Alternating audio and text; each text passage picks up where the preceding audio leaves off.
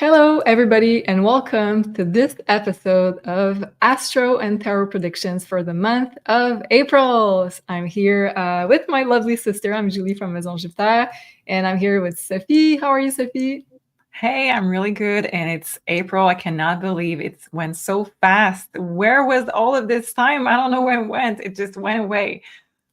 Well, yes, you're right. We're already at the fourth month of the Gregorian calendar. This is crazy, but at the same time, I feel like the Pisces season took so long. So I'm very excited to get into April. And wow, this is going to be a huge month, guys. So very excited to share that with you. And hi to everybody watching this live or also on replay.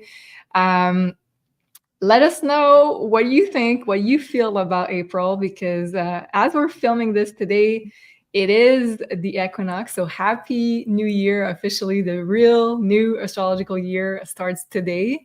So this is very exciting because I feel like we're going to be supported by the universe for lots of changes, lots of new energies entering our lives. So that's very, I was going to say, hopeful. I feel very hopeful about that. So happy new year to all of you. And I hope you think about some intentions you would like to manifest for this astrological years, as in the Northern Hemisphere, we step into spring equinox. So this is the start of new life, of new blessings. April is going to be huge. In my humble opinion, it is the biggest month of the year, astrologically speaking. We have the second eclipse of the eclipse season on April 8th. And we have the big conjunction that we've been talking about so much between Jupiter and Uranus. So we're going to look at it from a general standpoint at the beginning of the show. And then we're going to get the predictions for each of the 12 zodiac signs. And of course, with the tarot cards. So you're going to get a monthly prediction for your zodiac sign, and you can check your sun, your rising sign, and your moon sign as well. And I would say probably the sun sign and the rising sign are probably the most accurate in terms of predictions. And the other thing I wanted to say here in April is that we're going to be under the influence of Mercury retrograde. Dun, dun, dun. So April 1st to April 25th. So almost for the whole duration of the month of April. So it's kind of a stop and go sort of energy. So we want to start new things. We want a fresh new beginning in many areas of our lives. But at the same time, it's Mercury retrograde. So don't panic. I think there's a lot of good aspects to Mercury retrograde, especially if it's things that were already started in the past or ideas you've already had for a long time and you weren't sure of like the right moment to maybe start building on those ideas. So that will be a great window for that. Yeah, so we're stopped by the general energies and then we'll get into the 12 zodiac signs. But before we do that, let me get into the importance dates for the month of April. So as we start April, we are in Aries season. And then as of April 19, we're going to switch to Taurus season. So the sun is going to move into the sign of Taurus. So happy solar return to all the Aries sun that are born in the month of April, and happy solar return to all the Taurus. Very important month, especially for the Taurus, because you're going to have the conjunction in your sign. So happy solar return to all of you. Let me know in the chat, in the comments below, if you are an Aries sun or a Taurus sun, and how do you feel about your new solar return, so the new, let's say, energy for the whole year that you're going to live under. So yes, April 1st, we start the month with a bang. Mercury goes retrograde. And then April 3rd, we have Venus-Neptune conjunction, great for artistic pursuits, great for love. Also, April 8th is the big one. It is the new moon total solar eclipse in Aries at 19 degrees, which we're going to talk about in just a bit. April 10th, we have the Mars-Saturn conjunction. April 11th, Mercury Cazimi while Mercury is retrograde. So Mercury is going to conjunct with the sun. So lots of information about the past could be erupting around this date or on this date. And then April 19th, Taurus season. April 20th is the other big date we have here. So Jupiter and Uranus are going to make the exact conjunction at 21 degree Taurus. So you can look up in your chart where that degree falls, 21 degree of Taurus, but we're going to divide those predictions side by side, so don't worry. Just keep in mind that although April 20th is the exact date for the conjunction, it's going to influence us for the whole month of April and May. So these are bigger planets, so they move very slowly. So their orb of influence is a lot greater than, let's say, Mercury or Venus or Mars. April 23rd, we're going to have the full moon in Scorpio, where I don't think we're going to have the time to talk about this one on this episode. So stay tuned for a coming Divine Feminine Rebirth show, which we're going to talk about this one. And then April 25th, we're going to have Mercury moving direct. And April 29th, the Mars-Neptune conjunction. So those are the most important dates for now. Sophie, can we pull cards for the general energies of the month of April? Yeah, absolutely. And let us know if you feel ready for this, because like we were saying right before coming live, we were like, oh my God, this is a big month. Don't know if we had this kind of energy, but let's see what is coming for each sign, of course. So what is the main energy for this month? We have the card about robots, and the message that goes with this card is set yourself free with wisdom. What I'm getting from this for the month is that your productivity is going to be a challenge. So it's not because you feel energy, it's not because you feel motivated to do some things, because the spring can bring that kind of energy, renewal of your fidelity, renewal of your energy with mental energy, with the body, and energy with your emotion, that you are where you should be and that you are investing in the right place for you. So the kind of the robot tells me that if you are stuck in the wrong relationship or stuck in the wrong job or stuck in the wrong life where you don't have fun, where you're simply living through each day doing what you should be doing and not what you want to be doing, it says you are not a robot. So this month the energy is to remind yourself that it's not because you have this vitality coming back that it's okay to invest it where it doesn't belong. It's not just because you're not drained. Yeah, you'll have to question where you invest your time and in your energy. Does that make sense with the astrology, Julie? Yes, very much, especially for the Jupiter-Uranus conjunction, because it's in the sign of Taurus. So Taurus rules energy, resources. So for a lot of people and for a lot of signs you're going to see later on, I think it's going to be an interesting, let's say, thinking process about where do we invest our energy. So, and just the final card that goes with this is the Four of Wands. So it's just to say that this is a stepping stone. This is basically I would say this is setting your foundation for the rest of the year, because that's the beginning of the real year. So where you want to invest, where you aim for this year, what is your goal for this year, is going to be set not in stone, but it's going to be having a huge influence for the rest of the year, where you invest your time in this first month of the year, April.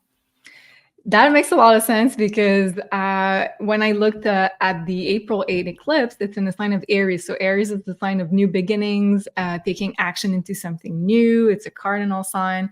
So, but I looked at when we're going to have, this one is a new moon eclipse. So I looked at the next time we're going to have a full moon eclipse to see where the completion of that process will take place. And it's in 2032. The next full moon eclipse in Aries. So for the next 9 years, like what we're building for the month of April will last for like 9 years, basically. So that makes a lot of sense what you're saying about the foundations that we're building. So April seems to be a pivotal month for all of us.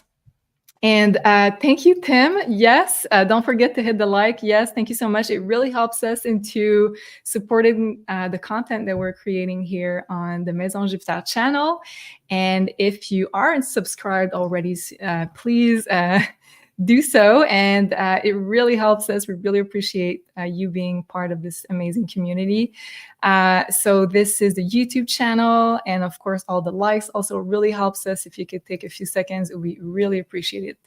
And this is our new Rumble channel. So if you're watching this episode on Rumble, you can also show us some love over there, give us a like, and subscribe to the channel. We really appreciate it. All right, so that being said, let's jump into the first slide that I have for you guys today, which is the Mercury retrograde that everyone is like, no, not Mercury. So before everybody freaks out about Mercury retrograde, I just want to remind everybody that it is a normal cyclical event that happens usually 3 times a year. So it is the first one of 2024 from April 1st to April 25th. And as of yesterday, so March 18, we already stepped into the pre-shadow of Mercury retrograde. So it's possible that you experience some form of like communication, technological delays, some, little glitches here and there. It's nothing major, so don't freak out and try to use it in the best way possible. When we're aware of like how planets works, it's a lot more helpful. So from Aries, so Mercury will retrograde into the latest degrees of the sign of Aries. It will end with a conjunction with the North Node. So really think about a slingshot that's moving backwards for the whole period of April. And then at the end, it's like, whoosh, the North Node is our future. It is where like we are jumping literally timelines, moving forward so fast. So at the end of this Mercury retrograde, I truly believe that things will move super fast. So really take this period of time to make sure that you're setting the foundations for your future, which is also what we're getting with the cards. So possible that people from the past, projects from the past might be resurfacing. Not the best time to start new things. Rather try to focus on adding correction, perfectioning, or let's say taking projects that you've put on the back burner to start working on them again. And if you are creating something new, it's a good time to prepare it, but not, let's say, publicly launching it during Mercury retrograde. So it's kind of a preparation phase. Also, because it's in the sign of Aries, so careful for all miscommunication, especially losing your temper. We're going to feel like, I feel like there's going to be heated debates even more than usual because it's in the sign of fiery Aries. So careful for losing your temper, arguments, anger, aggressive communications. Great time for having important discussions, closing out cycles of things left unsaid. Because after all, it is in the relationship axis. And it's a major period for review because Mercury retrograde will conjunct the Sun, which is kind of normal, but also Chiron, also Venus, and the North Node. So that is really special. So lots of healing opportunities will erupt from this Mercury retrograde period. Venus is also the planet of relationship. So really a good time to make sure like you are closing out cycles, especially with relationships.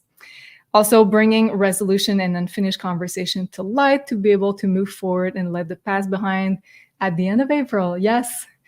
Also, there could be some secrets revealed during that period about hidden information, past history, about childhood, about previously hidden information in regards to a conflict, because also Aries rules conflict, wars. There could be childhood memories resurfacing for healing. And also, because Aries rules the physical body, it's a good time to be reviewing your healthy habits, how you take care of your body, and go and do your health checkups if you feel like it is a good idea for you, of course. Sophie, can we pull cards about what you see with the tarot for that Mercury retrograde period? Okay, yeah. And I heard that only Virgos like Mercury retrograde because they like to go back in perfection. I don't know if that's the right word, but you know what I'm trying to say. Making perfect. Yeah. Yeah. Well, yeah, it is our ruling planet, so it's debatable. But yeah, I think we're more accustomed to that type of energy. Yeah. Let's take 2 cards of tarot that goes with this oracle. It's a new deck, so I haven't seen the picture yet, but it seems to be really wild. So we had the unicorn. Woo! And it says, spread the light of the unicorns. And the card that goes with it are really optimistic too. So it's really good. So we have the 6 of Cups and the 3 of Cups, celebration, unconditional love with this magical unicorns. So what I really think is going to happen during this Mercury retrograde is that we're really setting ourselves free from communication patterns, from old time limiting belief. We're really going into the joyful side of a Mercury retrograde. I'd never heard of this, but apparently there is. What I also see is, yes, people from the past. So we have reunion. This is the card of reunion, 3 of Cups. We have people from childhood, maybe, or it could be family members that we have cut cords with are wanting to come back and are able to see how unique we are and how unique they are, and just seeing, okay, our differences are what is making us magical, and this is what we need to honor. So this unicorn is really saying, people who want to come back, they can come back and try to make amends. They can try to come back and see how it fits, but they need to honor the differences. They need to honor your authenticity. I don't see you going back and settling with those cards. I don't see you going back in time in anything limiting belief, challenge, past relationship and making a mistake. It looks like you're going to celebrate your differences, and the decision will be made out of love and not out of fear. So it's a very positive side of Mercury retrograde. Wow, I think it's the first time I'm hearing such beautiful things about Mercury retrograde. Woo! This is great. Okay, I love it. And you know, it kind of fits with the intuition I had about April, which is like such a, to me, I feel like it's going to be a beautiful month. So let's see. Okay, April 8th, next event on my list, we have the big eclipse that everybody's talking about. New moon eclipse in Aries. That is, the new moon total solar eclipse. So, and it's going to be visible. Let me just share that with you guys. I have the path of visibility that I forgot to put here. So this is where, this is the path of totality. So as you see, like the red dotted line and around it, you will be able to see, if you are on those locations, the total eclipse. And then if you are further away from the red line, you're going to be able to see it, but not as exact. So what does it mean? Well, basically that it's going to bring lots of healing, I believe, to the Americas. And I think the people that are visibly seeing the eclipse are going to be even more transformed and upgraded, call it whatever you want. But I think the transformation will be even greater if you are there. But nonetheless, it's going to affect the whole world, even if you aren't able to see it at this time. So let me get back to my slide over here. And this one is super special because we have the sun and the moon together. That's normal because it's a new moon. But exactly conjunct that eclipse, we have Chiron at 19 degrees as well, Aries. So that's an exact conjunction with the eclipse. So that's why we're going to talk so much about healing for that eclipse, about Chiron. And we have the North Node that's there because it's an eclipse.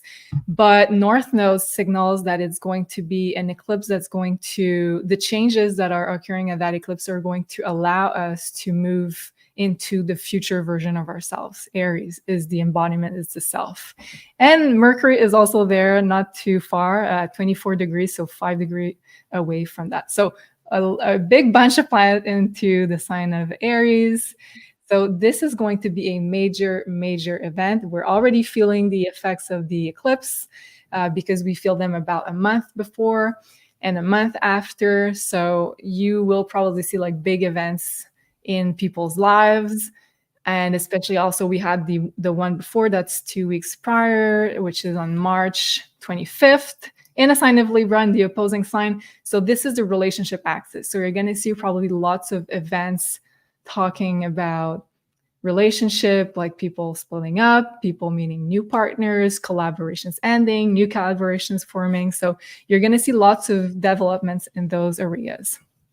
And as I said, path of total visibility across Mexico, USA, Canada, bringing lots of healing to those locations. We will be birthing a new version of self. Very exciting, yes.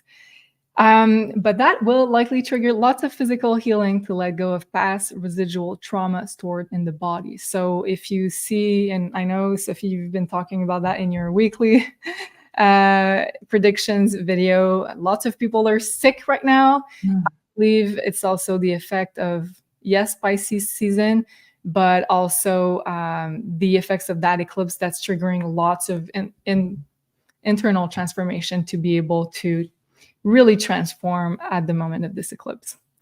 A huge manifestation portal is opening up for personal desires that will lead to self-growth, especially. So if you can focus on desires and intentions that align with your zodiac sign, so we'll get to where it falls in your chart according to your sign, but especially focus on inner growth, self-growth of your own little persona, and it's going to help tremendously. Focusing on becoming a better version of yourself will be rewarded. And all the transformation done recently led to this powerful new cycle that we're opening up. So I know it's been a rough last few months. So now we're opening up a totally new chapter that's going to require a whole new version of ourselves.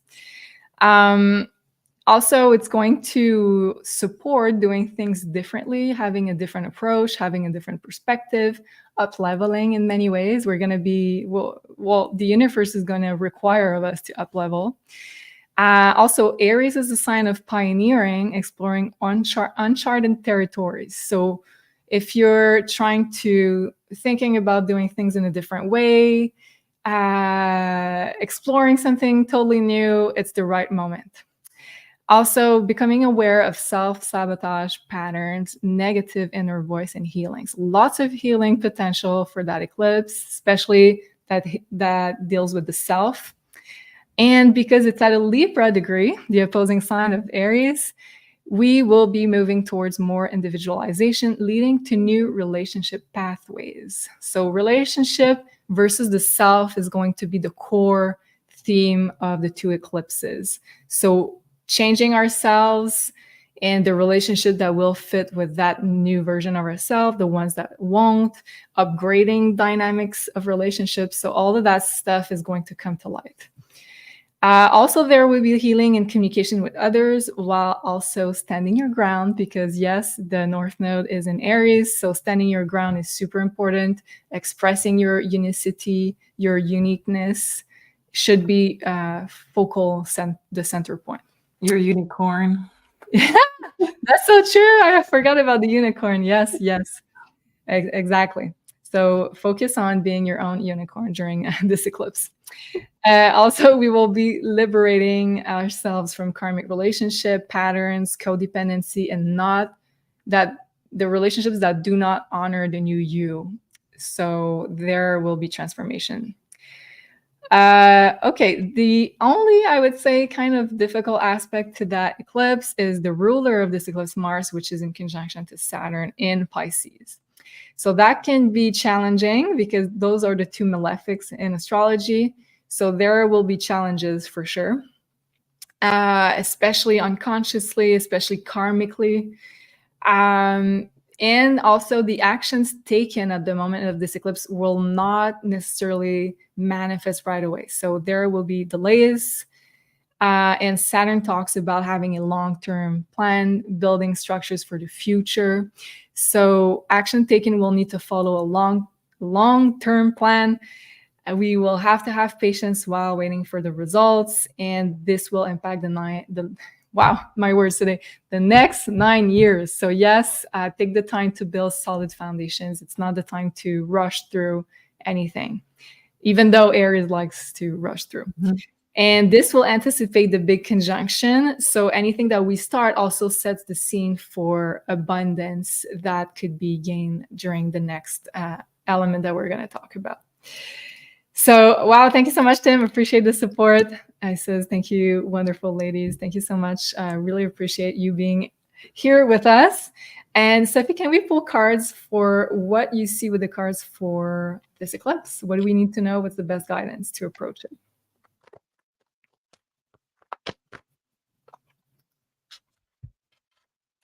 It says world peace and collaboration. So not only do we have to have peace within ourselves, but it's us, like you said, versus others.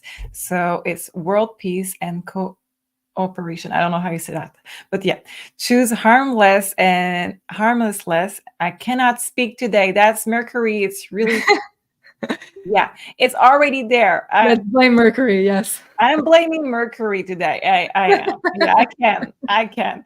So choose harmlessness. I will be able to speak at some point, and teamwork. So I find this really tough because it is a saying that we have to make peace within ourselves first, and then we have to try, and I'm going to be really clear on this. It's not to buy peace with others. It's to make sure what you need to be at peace with your relationships. So when it says world peace, what I'm seeing with this, it's really with the energy going on right now. It's really about what do you need to be at peace with your relationship, past relationship, so that you don't have any grudge, you don't hold any guilt, you don't have things that are unsaid that you want to say, but also in your current relationships. So that's how I'm seeing this card, and that's how I'm seeing this piece, but it's not buying peace at any cost. So I'm going to add 2 more cards. It's very positive today. I'm kind of surprised. I could use some positivity. Yeah, me too. 6 of Wands and the Knight of Cups, very positive. And the 6 of Wands in this deck brings the sun on the flag. So we have not only this card is saying the spring is coming, the light at the end of the tunnel is there. We have the success. We bring the love vibration. But I feel that you are entering a phase of your life where you're going to be able to be at peace, having almost like no unfinished business with your relationship around you, and just staying free in your new chapter of your life where you don't have any things that you are wondering about. You don't have any leak of energy because you're attached to someone from the past. It's really setting yourself free from any kind of toxic link. Wow. Well, thank you for that. I resonate with that a lot. And I feel like the cards are picking up not only on this eclipse, but also on the other one prior to the April 8 eclipse, which is the March 25th eclipse in the opposing sign. So I think those two work together. They're 2 weeks apart. The first one prepare us to do a lot of cord cutting with past relationship, past karmic relationship, past karma in general from past lives that we need to let go of to feel freer, to feel lighter. And then the April 8 eclipse, we're continuing the healing. And as you said, I like how you worded it, like to find peace for yourself within like your history, your past lives, your karmic connection, but most of all within yourself before. So I think it's beautifully said. And I want to share with you that it is still time to register on that note for the Libra full moon eclipse activation that we're going to have on the first of the 2 eclipses. So that's going to be on March 25th, 4 p.m. Eastern with Elena and I. We're going to be at a very special location, vortex of energy in Dominican Republic, activating the sacral chakra and the heart chakra. So we're going to do lots of healing work, all connected together with the beauty of internet and letting go with the singing bowls and the amazing voice of Elena, guiding us through a guided meditation activation to really release a lot of those karmic past lives, traumas, to be able to step into the second eclipse on April 8th with all the goodies and the goodness wrapped around it. And I believe that we're going to feel so much lighter at the April 8th eclipse. So very excited about this one. That's on maisonjupiter.com, and you'll see there's a link there to join the activation. So that being said, we talked about the eclipse. Now let's talk about the last point before we dive into the 12 zodiac sign, which is the Jupiter-Uranus conjunction. So this is huge. It's probably the biggest astrological event of the year, in my humble opinion. That's happening on April 20th, but as we're talking, they're already close by, Jupiter and Uranus. They're going to be exactly together at the same degree, 21-degree Taurus, which is happening on my midheaven. So I'm very excited for this conjunction, and we're going to see for you what it means and what house it's going to activate those opportunities for abundance, because Jupiter talks about abundance, opportunities, help, divine help also, and Uranus is like sudden change, downloads, lightning speed. So there will be opportunity to create more abundance in one sector of your life, depending also on your sign, for sure.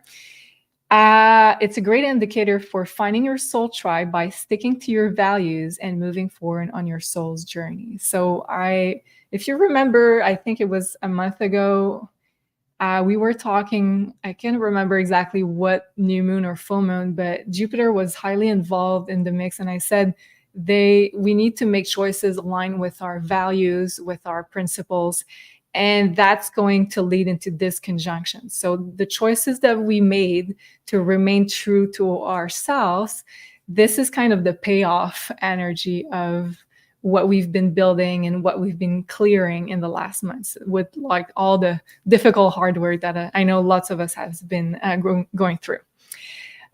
So that leads us into finding our people, finding our place in the world, finding our mission, gathering with a community that shares your values, that are on the same wavelength. Also, there will be karmic material rewards of aligning with those values and those principles. And this conjunction is making a beautiful sextile to Neptune and Pisces. So I believe there will be physical manifestations of what we have been manifesting unconsciously with our frequencies.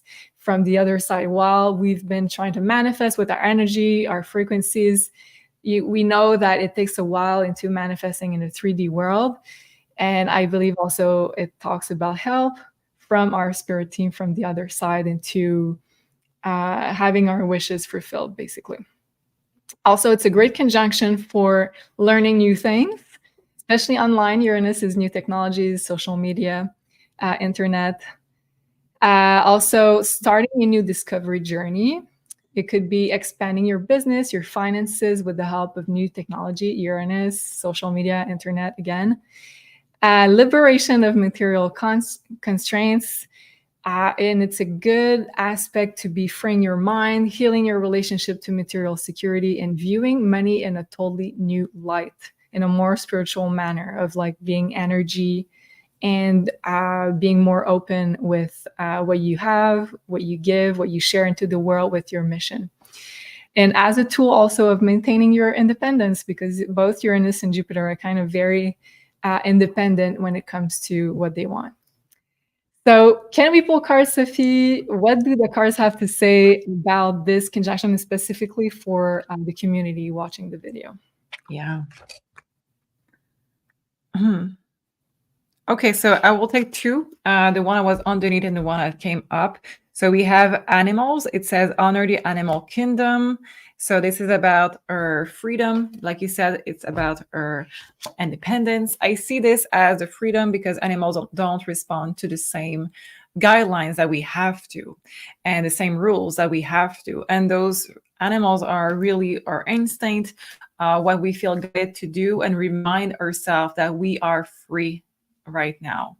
So this is the first thing. The second thing that was underneath the deck, it says the love portal. It says accept yourself as a cosmic being. So I think those two goes together pretty well. I'm going to show it to you.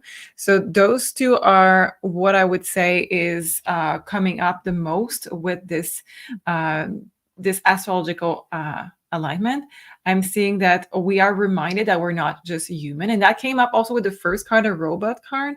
We're not here to work. We're not here to do things that are not aligned with us. We need to respect our values. We need to see what is our mission, what responds to us, what we are in tune with. And we need to just see what we really want with our instinct. And this is how, like you said, we're going to write the rewards if we are in alignment with what we really have to say and what we really want to do with our gut feeling. So I'm going to take one final card with the tarot deck. It's crazy how we got in this craziness of thinking that we have the same schedule, we work on the same kind of job, and it's not what we are made of. This placement seems to be a reminder that we need to be aligned with our value, King of Cups. So we need to have our heart and our heart chakra basically really open with what we are doing. Otherwise, we need to reevaluate. Am I doing enough? Maybe it's not just our job. Maybe it's what we do in our partnership. Maybe it's what we do with our free time. Am I doing enough to activate my heart chakra to be in love with my life? Am I doing enough to be happy? Or do I need to realign and have the rewards of it? Wow, yeah, I'm feeling that very much. Thank you, Sophie, for that, and I hope it resonates for everybody watching. I'm very excited for that particular conjunction. So I know I've been saying the word excited lots of time today, but I feel excited about it. So yes, I wanted to share a comment. Thank you, Tim. He says the prep show for the Libra eclipse was so good. I have watched it several times. Well, thank you so much. We put lots of, I was going to say love and work at the same time, love and work into it. So thank you for saying that. So we did a preparation for the activation that's also in the bundle of when you register for the full moon eclipse activation. And we did the preparation already on the 15th. It's available for replay whenever you want to watch it. So it's just a preparation to be able to receive all the goodness from that specific location. So thank you, Tim, for reminding us. And before we dive into the 12 zodiac sign, if you would like to get a more personalized reading with Sophie, she's the expert. She's the one I consult personally every time. Every few months, because she's so good with personal questions, personal direction, and guidance. And if you'd like to get some more personalized guidance from her, you can book on the website maisonjupiter.com and use Jupiter to get your 10% discount on your next reading. And of course, there's one missing there. So you have the 1 hour tarot reading, the past lives reading, which is the new one. And we have also the 30-minute priority booking, which you can also use Jupiter for the priority. All right, so let me switch my setup. We'll start with Aries, of course, the first one. And we are in Aries season as of today. Here we go. So Aries, sun, moon, or rising. And I would start definitely with your rising sign and your sun sign. So big event, you're the star of this eclipse. So yes, we have a new moon, total solar eclipse in your sign. So that's in your first house if you are an Aries rising. So that means if you have your sun in the sign of Aries, that means you are having a new moon, total solar eclipse in your solar return. So meaning that it's going to affect the whole year, not only for this month, but for a year of your life. You're going to be under the influence of this new moon eclipse, which means it's like a huge portal of manifestation for new things entering your life. So full of changes, also a year full of changes and inspiring new starts for Aries suns. And if you are an Aries sun or ascendant, you have a rare manifestation portal potential to bring a totally new path to your current life experience. Because it's in your first house, so it's like your wishes, your personal desires for your own life. It could be anything, it could be professional, personal, your interests, your relationships, anything that you want to manifest is kind of, that can be found in the first house. And because we have Chiron there, that's conjuncting the eclipse, there's healing of past wounds, past traumas, letting go of the past behind, definitely. Definitely, yes. So, wow, I'm happy that I can blame my Mercury retrograde already. Yeah. So, lots of healing for you, Aries, about things from the past, because anytime we have an eclipse, yes, that's going to propel you into the future because the North Node is there, but still, we're still kind of processing traumas from the past and healing. I would try to empty out all the heavy baggage if I were you before this eclipse, because it is such a huge but powerful new start for manifestation for you, that I would try to as much as I can deal with the past before this eclipse, and especially with the March 25th eclipse. If you feel guided and you resonate with the activation that we're doing, please join us. We're going to do such big healing work, let's say leaving the past behind, the past relationship patterns behind, which is kind of what is necessary to step into this portal of manifestation, because you don't want to step into the newness with like old baggage, right? And it's a portal of energy and creation. So you will be able to create your future, think about where you would like to be in 10 years. And of course, this is going to also set the basis and the foundations for the next 9 years. So this is huge. You are birthing a new version of yourself, your plans, your projects. It's a really good time to manifest those new things into your life, but not necessarily, let's say, launch them publicly because Mercury is retrograde. So, but to plan to do like the groundwork on any new projects will be a good portal of energy to do that. And because it's the relationship axis, usually relationships will change for Aries, and do not fear confrontation. Try to focus on asserting yourself and the new version of yourself even more. So that's what I have for the eclipse. And then let's talk about the last one for Aries, which is the Jupiter-Uranus conjunction in your second house. So as you can see here, we have Jupiter, Uranus, almost there together at the moment of this eclipse. April 20th. So you will be manifesting new material security, probably for lots of Aries, a new revenue stream also entering your life. There could be sudden changes in your finances as a result of past choices. So of course, for some people, it's going to be super positive. For other people, it could be experienced as more negative, quote unquote. But Uranus is very unpredictable, so we cannot really see, but it's going to be like a karmic sort of retribution for aligning to your values. Bringing new value into the world, new facets of yourself is going to be required of you. Reinventing yourself in regards to your work, to your revenue, thinking about how do you want to generate money, abundance, prosperity moving forward. Also, lots of Aries could have to upgrade their technology usage. So maybe learn new social media, new platforms, new technology, new devices. And there will likely be material rewards or karmic consequences as a result of aligning, as we said, to your core self and values. And there also are opportunities for you to expand your resources. And lastly, there could be an important acquisition made for Aries around this time. So Sophie, what do the cards have for us for Aries? Aries, a very big month. My God. Yes. You didn't joke about this. Okay, let's see. One oracle card. It says transparency, and I'm going to read it. I'm going to try to read it. Let's try with Mercury retrograde. It says the energy of transparency supports our expansion towards the higher vibrational state of being with more insight, honesty, and clarity. So this is your first card, and let's see with the tarot cards what it's about. I think it's just that you have so many things going on for you for this month that you don't want to make big changes and risk it all. Yeah, with deception.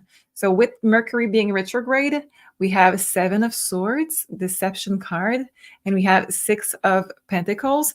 Make sure that you're not gambling on things with money or relationship. Don't gamble this month. Just overall, don't gamble with your words. Don't take risk by trying to lie about something or make something. So sometimes we're just wanting to make something appear better or sell ourselves even more to a new job or something. This month is not the month for it because of Mercury retrograde. It's really dangerous to gamble with this karma that Julie was saying. It's very important, if you want the best out of this month, that you stay true to yourself and true with your words. So transparency, authenticity. Transparency can be an extra layer of being honest. That can be that you need to remember to ask a lot of questions. And that's the only remedy that I know, at the very least, about Mercury retrograde.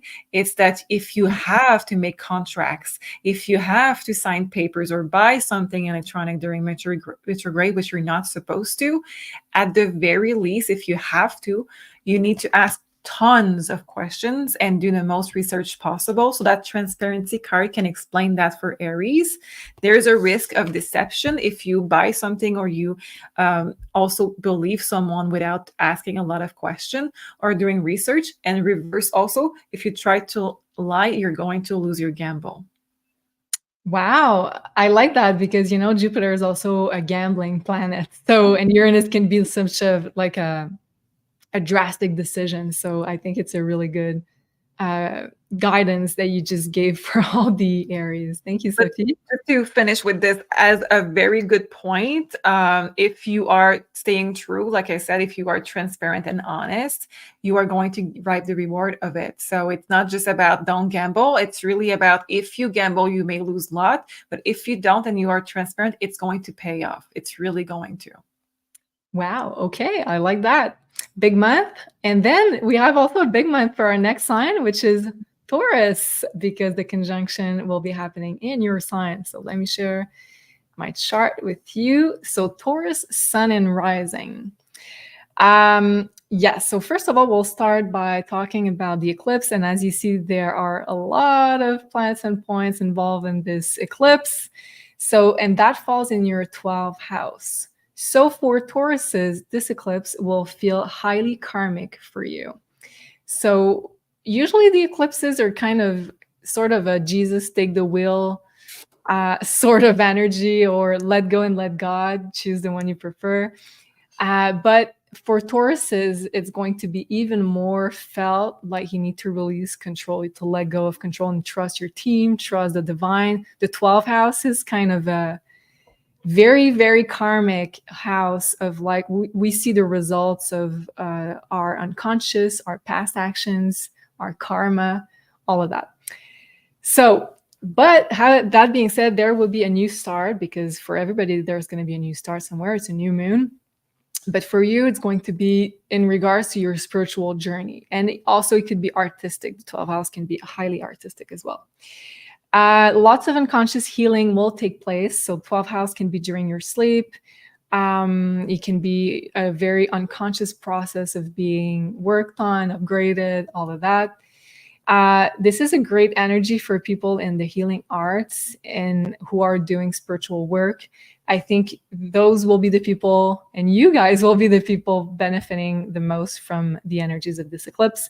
Because otherwise, if you're not doing the personal work, the inner work, I think it could be felt a little bit more difficultly. You will be opening up a powerful new cycle, leading you to fast forward movement. So manifesting a new project, a new path for being innovative, pioneering, having a different approach, and especially if it deals with healing, with doing your own inner work. Chiron is there. Let's remind everybody. And you could be called to travel to faraway places. 12th house rules faraway places, to spiritual retreat centers. Also 12th house rules islands. It could rule also places near water. So you could be called to go to a place like that to do a lot more personal healing and to be activated even more. And especially if it's on the path of total visibility, even more so. So a lot of past wounds, traumas will be leaving your life. Yay! And you will feel a lot lighter after this eclipse. And then let's talk about the big conjunction, which is happening in your sign, Tauruses, and that's in your first house if you are a Taurus rising. So Taurus Sun will benefit from having this conjunction as part of their powerful solar return. So that will boost the energy for the whole year if you are a Taurus Sun. So if you are born Taurus, that means that you're going to be influenced by this conjunction for a year, not for a month like most people, for a year. So that's beautiful. That there's likely going to be a big opportunity for material abundance, that you can manifest or create something into your life in the physical material realm. You will likely have a chance to become more abundant using your own image, your own persona, your own self, your own talents. Or you could also start a new personal project that could be an opportunity to gain more abundance. There will likely also be big personal changes, and there could be also a sudden change of direction for Taurus Sun, because Uranus is there being very sudden, unpredictable, wanting change, wanting to feel more freedom, wanting to liberate yourself from previous constraints. I'm having trouble with that word today. Also, you could be finding your soul tribe and associating with even more people that feel like you are family, and feeling also like they accept the real you, because you change so much, and especially you're going to see that you're going to be letting go of so much during that eclipse that you're going to feel like a fresh new you is blossoming. So that could also change who you resonate with, of course. Also, for lots of Tauruses, that could mean learning something new and also remembering a skill from a past lifetime that could be coming up even more. For also Tauruses, you could be becoming a teacher, an online teacher, and stepping into becoming a guide. So you're a role of guide, mentor, teacher. So that could also be calling for you. So that's what I have for Taurus. Can we look at the cards and let us know if you're a Taurus, if you felt those energy already? Shannon is saying, yay, Taurus then. Let's see what we have. We have the strength. I love it. Okay. Again, I will try to read that. The frequency of strength supports our ability to harmonize all of our quality and skills towards a strong and balanced way of being. Wow. Okay. So this is your first card. Let's see with the tarot deck. So with this, absolutely, I'm sensing that we're going to go back and gain, well, having updates during the sleep, absolutely, gaining skills back or honoring gifts that you already have, but you haven't used or haven't developed because of fear or self-judgment or just self-doubt. And now we have the strength to move forward and using them. So let's see with the tarot deck. We have 4 of Pentacles, 9 of Cups, and we have 3 of Pentacles. I'm going to start with the 4 of Pentacles. This one is normally a very negative one, but in this one, in this reading, I see this as very positive with the Strength card, because it means that everything that you need is already within you. Everything you need, Taurus, for this month, it's just to make a pause and just making sure that you are going within to go with your own strength and your own gift that you already have, and that you see those things in you. And I think that with the eclipses being you and versus others and everything, you are maybe putting too much emphasis on others normally, but this is going to help you to see how you shine, how you are good, and how you have everything to also be at the level that you see others, because I think you put everyone else on an, how do you say that, Julie? Pedestal? Pedestal. Yeah. Oh, it's almost the same. Okay. A 9 of Cups, this is just you stepping in a new phase of your life. So if this is what you wanted to do, to become a healer, to use one of your gifts, maybe it's craft, maybe it's healing, maybe it's doing something with the arts, maybe it's being a teacher, like Julie was saying. So all of those things, it's already within you. So all you need to do is having the strength to look and the courage to say to yourself, I'm going to try it. And it's okay if I fell a couple of times first. Mistakes is what makes you good. We have the church. I never seen this card with a church on it. Well, normally it's inside of the church. Now we have this very big church. So it's make me think that you are going to see people who have the same kind of value, your tribe, like Julie was saying. You're going to really be able to find people that you want to. This little guy has tools. So you're going to find people who wants to build things which you have the same kind of value, and you will be able to have people, for most of us, people that are going to resonate with what we think is our spirituality, how we view things, how we have certain values, and maybe it doesn't resonate with all of our people around us, but you're going to find your tribe.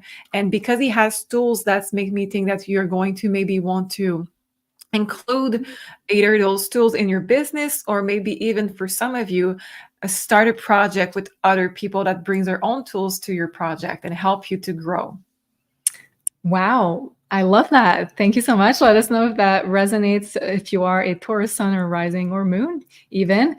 And thank you, Jerry, saying 177 watching, but only 25 likes. And we are a little bit more across the platforms, but thank you, Jerry, for reminding us. So if you have 2 seconds, please hit the like button. It really helps the algorithms to spread this information and to make sure that we hit the most people possible. So, all right, let's now talk about the next sign, Geminis. And I'm going to show you my chart over here. So for Gemini, sun or rising. So first of all, let's start with the new moon solar eclipse in Aries. That's going to be in your 11th house. So for Gemini, a new project will likely involve friends, your community, or communication, social media, internet, new technology. So there is going to be a new cycle opening up for you there. Either a new project, a new way of seeing things, a new learning experience, but something along those lines is taking place here. Also, because we have Chiron, which is the healing planet, the wounded healer, I'm seeing for some Geminis to having to do a device detox. So this is something that I was getting intuitively because we have also Mercury retrograde as part of this party of planets. And Gemini, we know that you love your devices usually. So I see that that could be really healing for all of you to heal from the EMFs. And that could allow you to step into your vision for the future without interference around you. Also, there's a lot of healing potential for your relationship with friends, with acquaintances. So I believe there will be important communications with your friends, the people you know, and lots of healing potential. And for people working with energy healing, it's a great portal of opportunity to start using social media, internet, new technologies in a new way or in a new innovative way. So start to think like how you could include new technology, new social medias into what you do. And even if you're not working with the healing arts, if you're just because of that new moon is happening in your 11th house, which is talking about technology, that could be something of a great value for you. Also, you could be called to share information about your own healing journey to the world. For others, it's going to talk about manifesting new long-term dreams for the future. So the 11th house is what we want to have as a big dream for the long term, the future. It's our ability to project ourselves in the future and future timelines. So there's a new portal opening up for you there. And for some Geminis, it could also be stepping into your own independent professional journey. and becoming more independent, because we have also Saturn and Mars being in your 10th house. So kind of rebelling against authority at the moment of that. 11th house is also breaking free, being more like the maverick, the independent thinker. So that could be the case for a lot of Geminis, wanting more freedom, wanting to step outside the matrix, wanting to do things in a different way. And then April 20th, we have the Jupiter-Uranus conjunction, and that's going to be in your 12th house, Gemini. So for Geminis, there could be potential for hidden wealth making itself known to you. Also, for most people, Jupiter talks about like more tangible wealth, but because it's happening in your 12th house, I believe for Geminis, it's going to be more like a karmic sort of reward coming your way as a retribution for past actions. Some Geminis could also be called to travel abroad, to relocate. 12th house has to do with faraway places, islands, places around water. Jupiter deals with traveling. Uranus can be like a sudden call to sudden opportunity to travel or to relocate. And there could be lots of potential healing that could be accessed through traveling, going to a spiritual retreat, for example, having a healing experience abroad. So there's a lot of healing potential for Geminis. Also, there could also be new opportunities in relation to healing, to self-care, to spas, if you are in the beauty industry also. So there's going to be likely an opportunity for you to gain more abundance and to be more stable financially. And you could also be having inspired new ideas through your dreams on how to gain more abundance. So Uranus is downloads, the 12th house is your dreams. So I believe Geminis are going to have many downloads. And lastly, you could be learning, researching about spirituality, dreams, psychic gifts, and expanding your intuition around this time. So it's going to feel like really psychic for you, Geminis. Sophie, can we look at the cards, what we have for Geminis? Yeah, let's see, Geminis. Transparency again. Okay, I'm going to take more cards, of course, but we had this. So the transparency, like we talked before, it's because probably of this Mercury retrograde. So let's see right now with this other card, with those other cards, with the tarot deck, what we have for you guys. It makes sense because Gemini is ruled by Mercury, so you may have even more impact with your words during this retrograde. Yeah. So let's see more. The first card is the Temperance. So when Julie, you were saying traveling, I'm getting a card of vacation now. So it may be a wise choice to just take a break from your routine and just going away. If you were thinking, well, I think I'm starting to feel a bit tired and I would need a vacation, I really feel that you should, Gemini, because a lot of healing will come through traveling, especially if you're traveling to rest and not to do busy schedule stuff. So more like a beach or a spa or something like this. This is what you're really going to need during this time. The transparency makes me believe with this that it's really also important, because otherwise you can lash out or you can say harsh words just because you're tired, just because you're overwhelmed, and it's not necessary. Underneath the deck, as I'm saying this, we have the Wheel of Fortune. So a very important time for you to rest. Four of Swords, the healing card. I cannot believe the card I'm getting for you guys. The Tower. So those two cards, we got them, I think last week, Julie, on the show. Tower and okay, it's okay. Those are the two divine intervention, and those are the two that are associated, I believe, with the eclipses. Mm-hmm. You're getting them with healing and rest.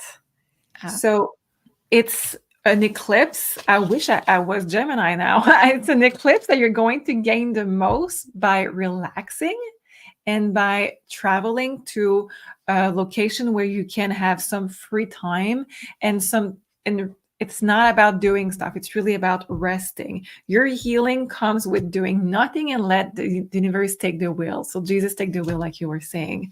Transparency, again, really important. So make sure if you're going to travel, you're feeling sick, that you are doing your research on what it is, what it can be, and you're communicating to every people around you. I don't know why, but for some people, you will need to speak up about your health with others, mental health or physical health with others. And this will be really important. Make sure that you are explaining things really clearly to people. And that could be because you are exhausted. Maybe for some of you, we're talking about burnouts. Maybe for some of you, we're talking about illness that we need to explain to others. And after this, you rest and you recharge. Wow, okay. I like the prescription for our Geminis. Thank you so much. Now let's talk about the Cancers. So Cancer, Sun, Moon, or Rising, and especially Sun and Rising. So let's first begin with the new moon solar eclipse in Aries in your 10th house, Cancers. So whenever we have an eclipse, especially in an angular house, so the first house, the fourth house, the seventh house, or the 10th house, that means it's an important one. So very important eclipse for the Cancers, pivotal eclipse, I should say, for your career and your public role and your reputation, which is the 10th house. So usually the natural house ruled by Cancer is the fourth one. So that's opposing that. So you're going to have to feel a bit uncomfortable or maybe go out of your comfort zone for this eclipse.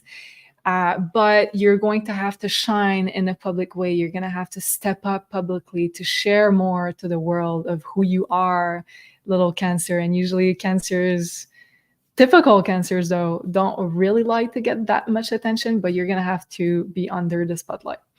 So some Cancers could be becoming healers even more publicly. So, and I know lots of you guys watching this video are healers, whether you do it as a job or not, but becoming even more, let's say, known publicly as having a healing ability, either just because people like to communicate and tell you their problems, you're an empath, or let's say you work with your hands, you work with energy. So that could be just examples, but you know what I mean. So you're going to be asked by the universe to step into your healer role even more because of that Chiron that's part of the eclipse. Some Cancers will change careers completely around this eclipse and start something new and innovative. Some could start a new business, a new healing business also. That could be the case for some Cancers. Also, what I could see is becoming a sort of a coach to entrepreneurial people, becoming a life coach, becoming some form of a guide, someone who does training for other people. So kind of mentoring other people could be a theme here. And just know that you're going to be stepping into a new professional role at this time that's going to influence the next 9 years of your life. So this is kind of building the blocks for a long time, stepping into your future. And we have the North Node there as well. And if you're not stepping into more of a healer role, also you could be healing fears of not being good enough, the imposter syndrome, if you are in a position of leadership, of authority, and you're being called to be out there to help other people, to have a promotion. So you're going to have to do lots of healing around like how you could sabotage that for you not think you're good enough. But lots of Cancers are going to be recognized for something unique about them. And for some also, it could also mean a sudden rise to fame, reaching new heights in your professional career. Then we have on April 20th, the great conjunction between Jupiter and Uranus in your 11th house. So that's a beautiful house to have this conjunction in because it's a financial house. It's the house of gains, and Jupiter is a planet of abundance. So that's really a beautiful place, Cancers. Many Cancers will benefit from it, materially speaking. So will be able to have a growth in their abundance, prosperity. There could also be innovative ideas on how to benefit from your network. So the 11th house is called the house of gains because of your networks, because of the people you know, because of your reputation. So think about how you can profit from that. Like, I'm sure you're going to get lots of great ideas, or also it will social media, social networks. You could be learning something new, going to do an online course or teaching an online course, because Jupiter is the teacher planet and it's also involved in this conjunction. So you could be called to teach online using new technology, social media, internet to broadcast your knowledge. Also, for some Cancers, it can mean expanding your social circle, receiving more invitation, also more opportunities to network. So that's going to be super positive for Cancers. So leading the way to finding even more members of your soul tribe, finding your community, finding content that you resonate with. And also that can mean making travel plans with friends or a group of friends for Cancers. Sophie, what do we have for the cards for the Cancers? Oh, yeah, let's see. Cancer. So Jody's saying, love that Sophie has many new cards. Feels like a fresh start. I always have too many. You should not say that. It feels like an obsession here. I don't have any space left anywhere. I love that. So we have abundance for you guys. I feel that you're really stepping into the energy of the strength of the Leo energy, where you're going to be put in a new role, new position. But that's never an ending. I don't think that's an ending at all. We have the number 8. That's the infinity symbol. I really think that it's just a step forward in just the beginning, basically. I really feel that for you guys, you're going to do maybe a step up in the right direction, but that's only the beginning, because from there is no limit to what you can accomplish. So just be prepared, because you are going to be on a rocket ship really fast, going in the direction of abundance, but you need to step in. And this is up to you, up to your free will. Just prepare yourself to let go of fears, and prepare yourself to let go, like Julia was saying, of maybe self-doubt or limiting belief around if you're worthy enough, because if you don't do it, this is what you're missing on the abundance, the unlimited possibilities opening up for you. So let's see more cards. 10 of Pentacles. Can you believe that, Julie? That's the card of abundance with the card of abundance. Wow. It's really a big step up for you guys. This is something that is going to, I just split the deck in two, and we have Ace of Cups and 9 of Cups. Honestly, this is one of the best signs so far. I think this is going to be challenging. So I know that it's not going to just be served to you on a silver platter. You're going to have to step out of your comfort zone and do the work at first. But of course, this is going to be absolutely rewarding. The Ace of Cups and a 9 of Cups tells me that not only you're going to have the result, it is going to be long lasting because of the 10 of Pentacles, but also you're going to feel like you are stepping in your mission. You're feeling fulfilled. You are accomplishing what you came here to do. You are helping others. And there is no better feeling in the world than to know that you have an impact, a positive impact that is on other people. Let me tell you, it's really the best thing in the world. So this is what you're stepping into, and there is no ending. There's no stopping you. So really close your eyes if you have to and think of England, but you have to do it. I love it. Wow, that seems like a great month for Cancer. Beautiful energies there. Thank you. Next sign, let's talk about the Leos. And Maria was saying, we can never have enough cards. My hubby just told me I need to dedicate a dedicated bookcase. That's what I just did, Maria. I just bought a bookcase just for my tarot and oracle deck. So yes, I support this. All right, so Leo, Sun, and Rising. Let's talk about you. So first of all, the eclipse that we're going to have on April 8th falls in your 9th house. Yes, ninth house. So beautiful house to have this eclipse. This is the divinely protected house. So there will be a new powerful start in your house of travels, of spirituality, of higher learning, of the wheel of fortune, but the good wheel of fortune, good fortune. And the ninth house is often more a psychological place to have an eclipse in. So you're going to see like internal changes, maybe even more than external changes. And because Chiron is there, I believe there is going to be lots of healing of neural pathways and old limiting beliefs that were holding you down and, let's say, refraining you from expanding your consciousness. So the ninth house is all about expansion. It's the house of Jupiter. And there's a new moon close to the north node eclipse. So lots of expansion for the future is going to be taking place with what is transforming within yourself during this eclipse. Lots of healing with Chiron there. Some will be called to visit different places, maybe around the world. The ninth house is international travel, to do some healing and be activated there. So I know that's what I'm being called to do on March 25th. I'm going to be activated over there. So if that's the case for you, if you feel called to a specific location, that could be the case.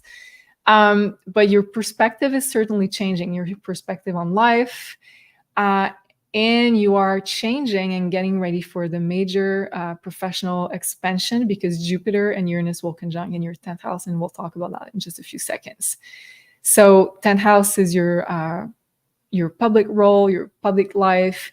So these are kind of the internal changes that need to take place before you step into a big, new, upgraded role of yours.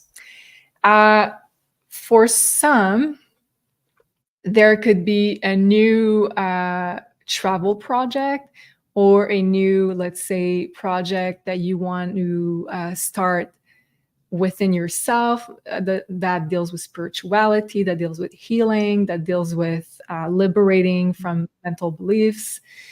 Also, you could be finding a new teacher, a new mentor, a new guide, or a new course, because the ninth house is also about higher learning. I was looking for the word higher learning. So let's say deepening your knowledge on a subject. And it's a new moon, so start opening up a new cycle. Also, some could be having a brand new relationship start with a foreigner or someone from a different cultural background, the ninth house, or a healing of a relationship with those themes.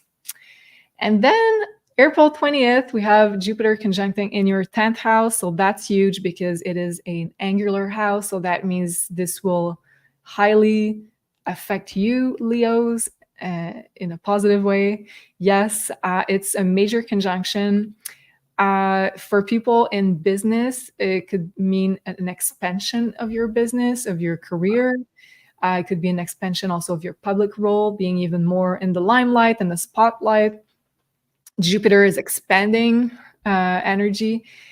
Some Leos will likely become even more famous on social media. So Uranus deals with social media. It deals with big groups of people, with masses, with communities as well. So you could be called to have a bigger impact on the world, on big groups of people, on masses, and using for that new technological weight Uranus. So new social media, new platforms, new technologies. But nonetheless, there could be public recognition for sharing your knowledge, for sharing a piece of you, for putting yourself out there, Leos. And it's part of your mission because you're a Leo. So yes, also that can mean becoming a widely known teacher, guide, mentor. So stepping into this role even more. And if you haven't already, Uranus is the sudden kind of unexpected energy, which is like a lightning bolt hitting you. So if you don't know what's going to happen, of course, Uranus is going to be there to let you know. Also, there could be receiving material rewards for work previously done, for standing up to your values professionally in your role, also in your mission, which is also the 10th house, your life mission. So Jupiter can bring prosperity, abundance for that, for standing true to yourself, for also being more of a rebel, an individual, and not necessarily aligning with the system if you don't believe in it. So there could be rewards for that. And also using new ways to reach your audience or clientele, using new technologies, social media. And lastly, liberating yourself and feeling the need to share freely what you have to share, like really using your voice even more out there, sharing your history, sharing your knowledge, basically putting yourself out there. So that's what's being asked of you, Leos. Sophie, what can we share with the cards for the Leos? And yes, Tim is saying it's your destiny. Yeah, looks like it. Yes, thank you, Tim. I seem to have a Wi-Fi problem, so I disappear for a second. That's Mercury. You were here, so we're good.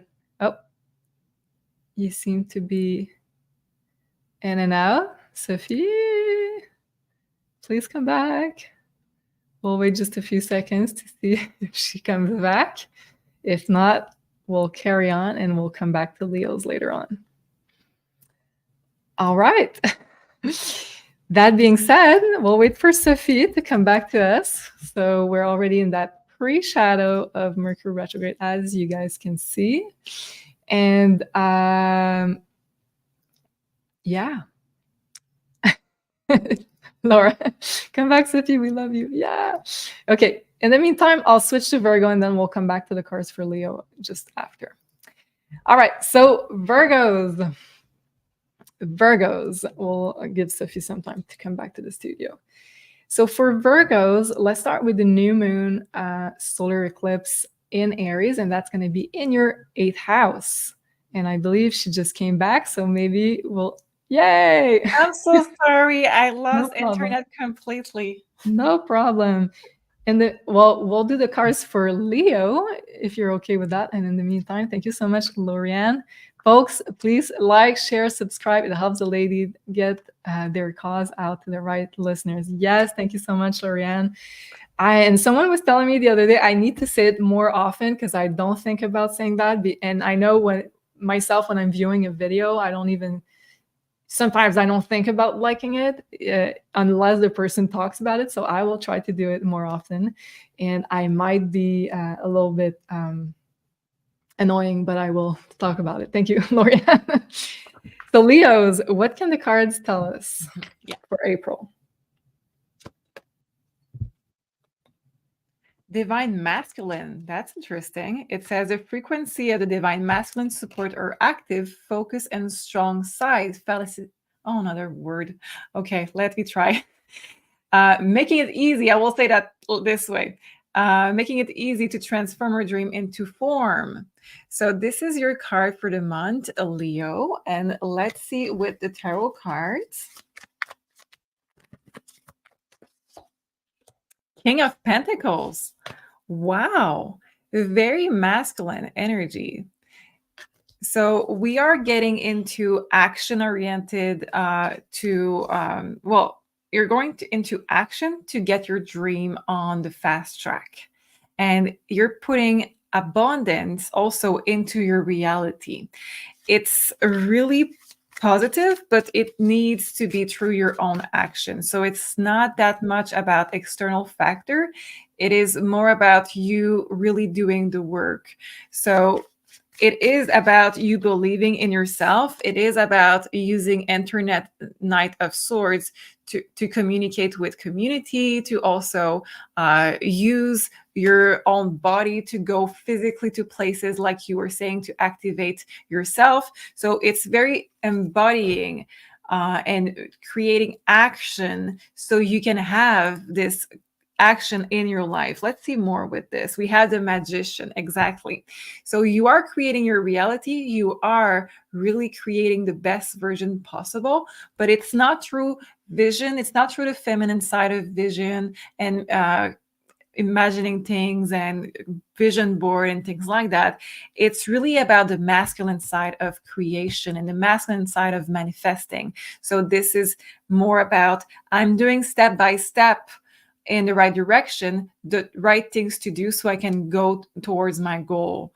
And that can be, like Julie said, visiting a place that you feel attracted to for no apparent reason, just maybe because you were there in past life, and that will step you in the fast track towards your dreams, or really putting the step-by-step towards a business or a goal, a partnership, maybe even a house, buying something with the King of Pentacles. And it is about now there is no more waiting. I will do it, but I need to be really clear on what I want to do so I manifest the right thing in my life. So overall, a very good month for you guys, but you need to step in your action-oriented masculinity. Okay, well, I think Leos can certainly do that. And as a Leo rising, yes, I'm ready. Thank you, Sophie. Now let's talk about Virgo and Virgo sun or rising. So let's start with the new moon solar eclipse in the sign of Aries that falls in your 8th house, Virgos.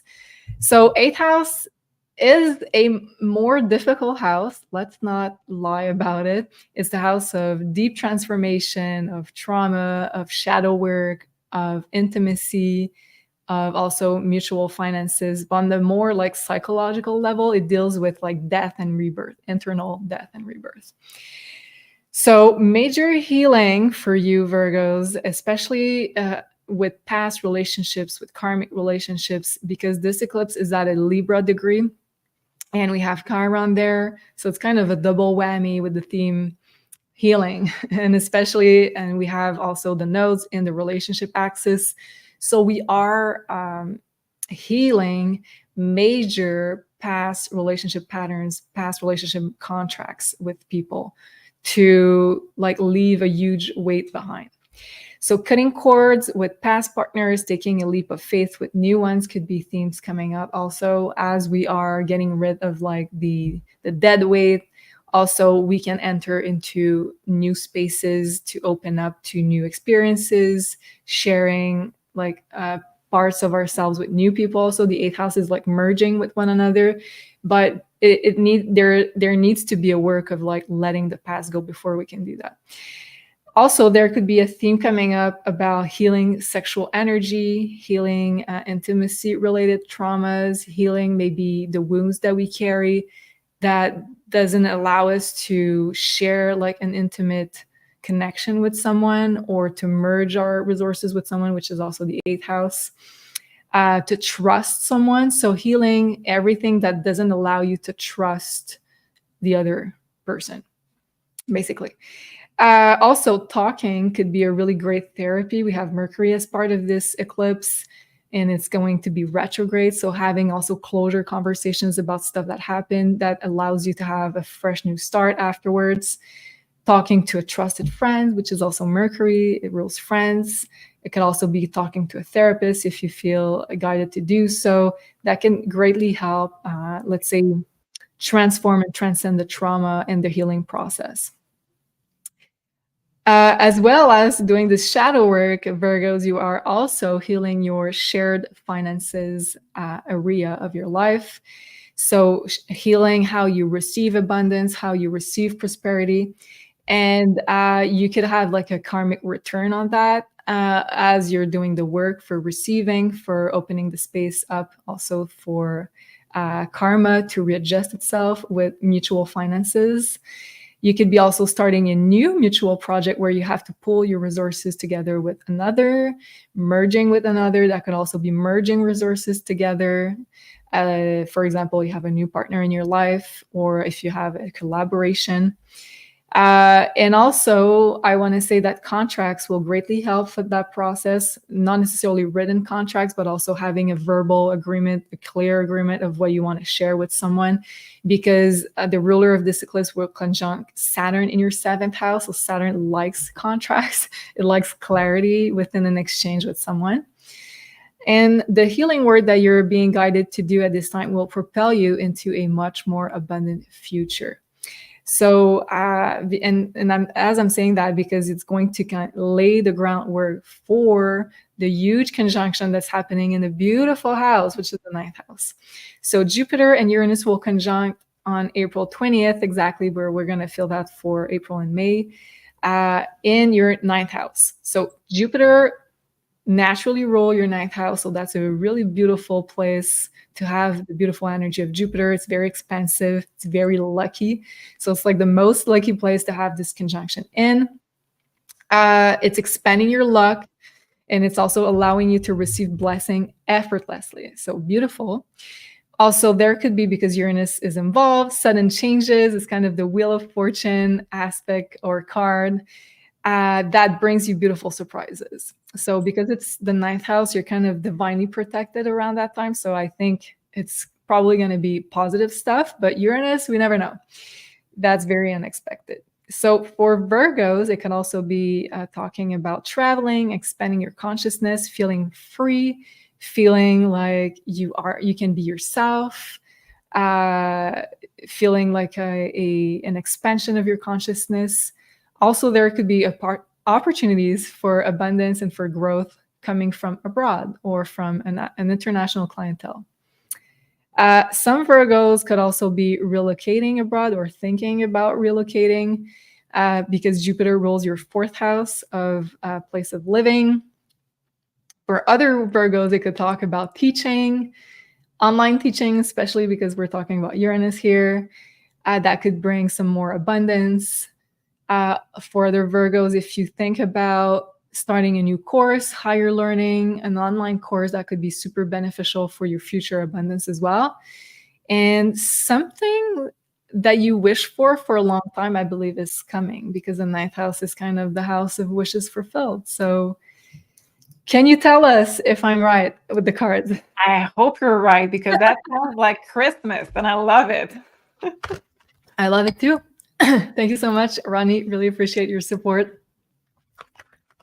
Let's see for Virgos. Balance. So the seventh house, you said, correct? For the conjunction, ninth house. Ninth house. Okay. So we have the balance, and let's see with the tarot cards. It's your ability. So the card about the balance says it's the support for your ability to find harmony in aspect of your life and all the layers of your own reality. So finding the balance in all aspects of your reality. We have Eight of Wands.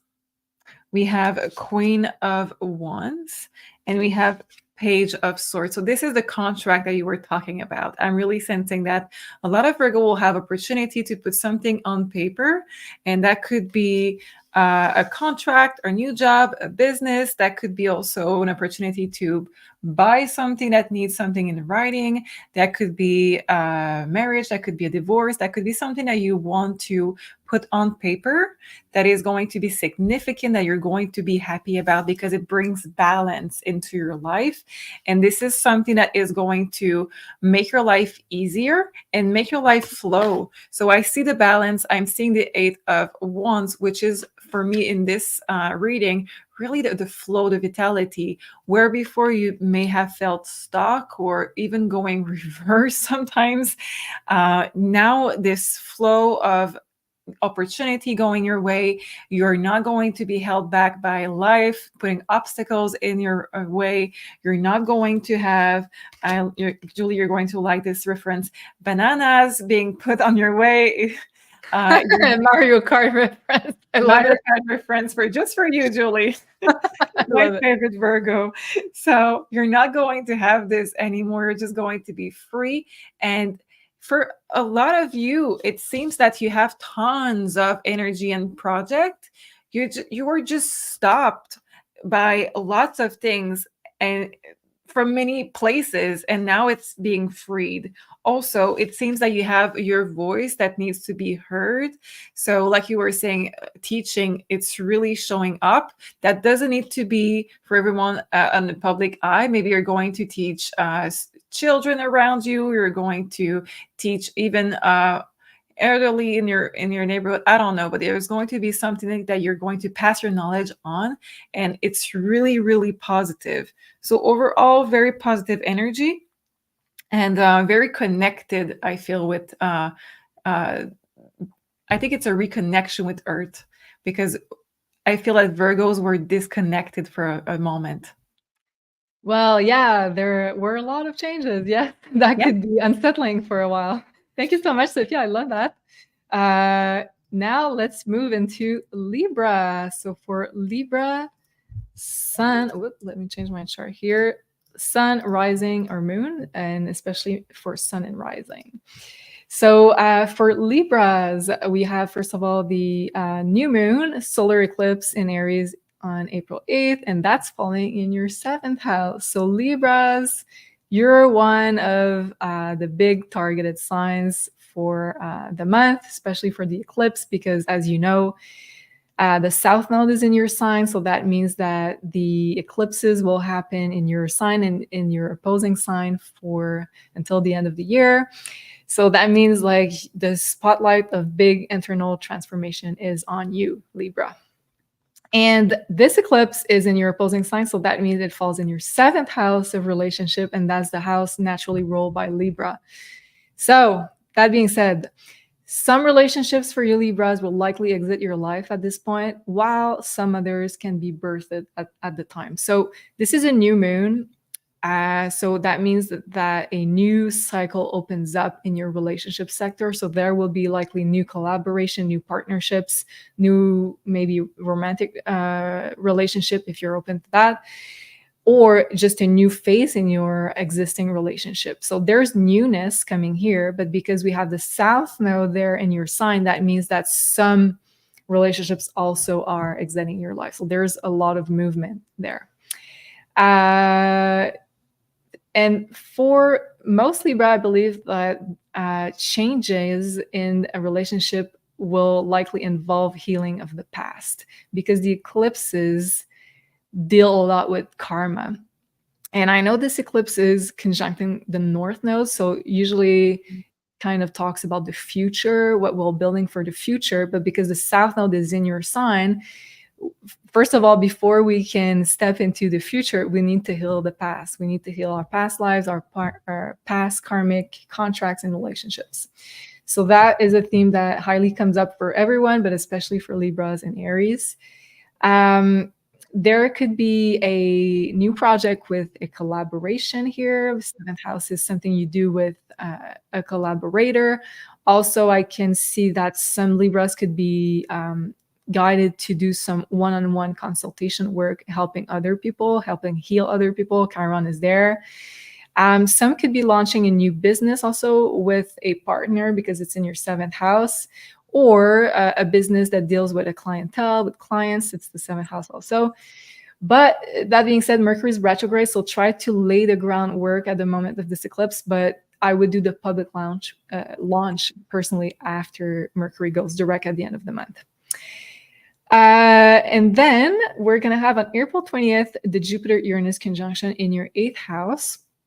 So 8th house is the karmic house. So karmic retribution of past actions will likely dictate if you'll be receiving abundance, prosperity, or having big changes in your mutual finances.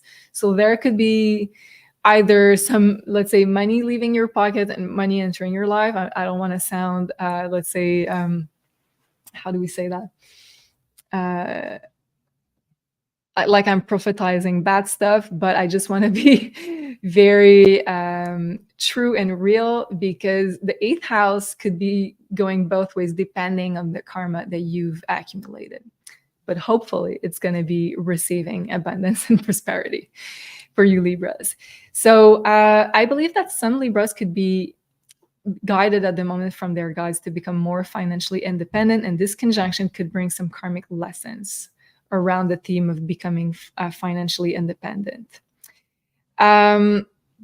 Otherwise, some Libra could benefit greatly financially from this conjunction, receiving money and receiving abundance, because the 8th house is the house of receiving, because you are sharing some stuff, you are sharing with others, you are also receiving.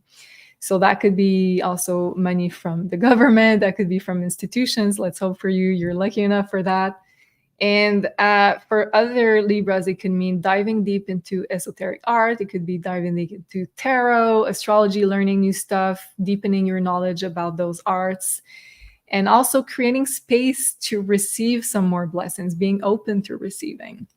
So that's what I have for Libras. Let me know, Sophie, what you see with the cards for Libras for April. Yes. We have sensitivity. Okay. So it says the frequency of sensitivity helps us open to the world to the details while anchoring in structural foundation, thus supporting us to become the more fully multidimensional. Wow, that was a big test of dictation. I hope I'm doing that right. You're doing great. Yay. Okay.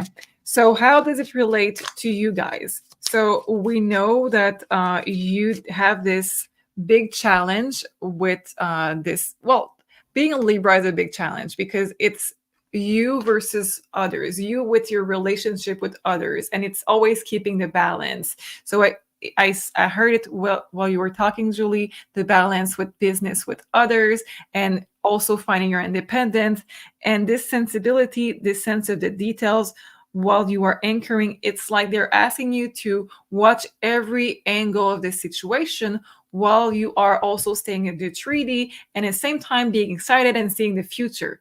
So there's a huge ask of you this month. So let's take tarot cards to just try to have more clarity on this.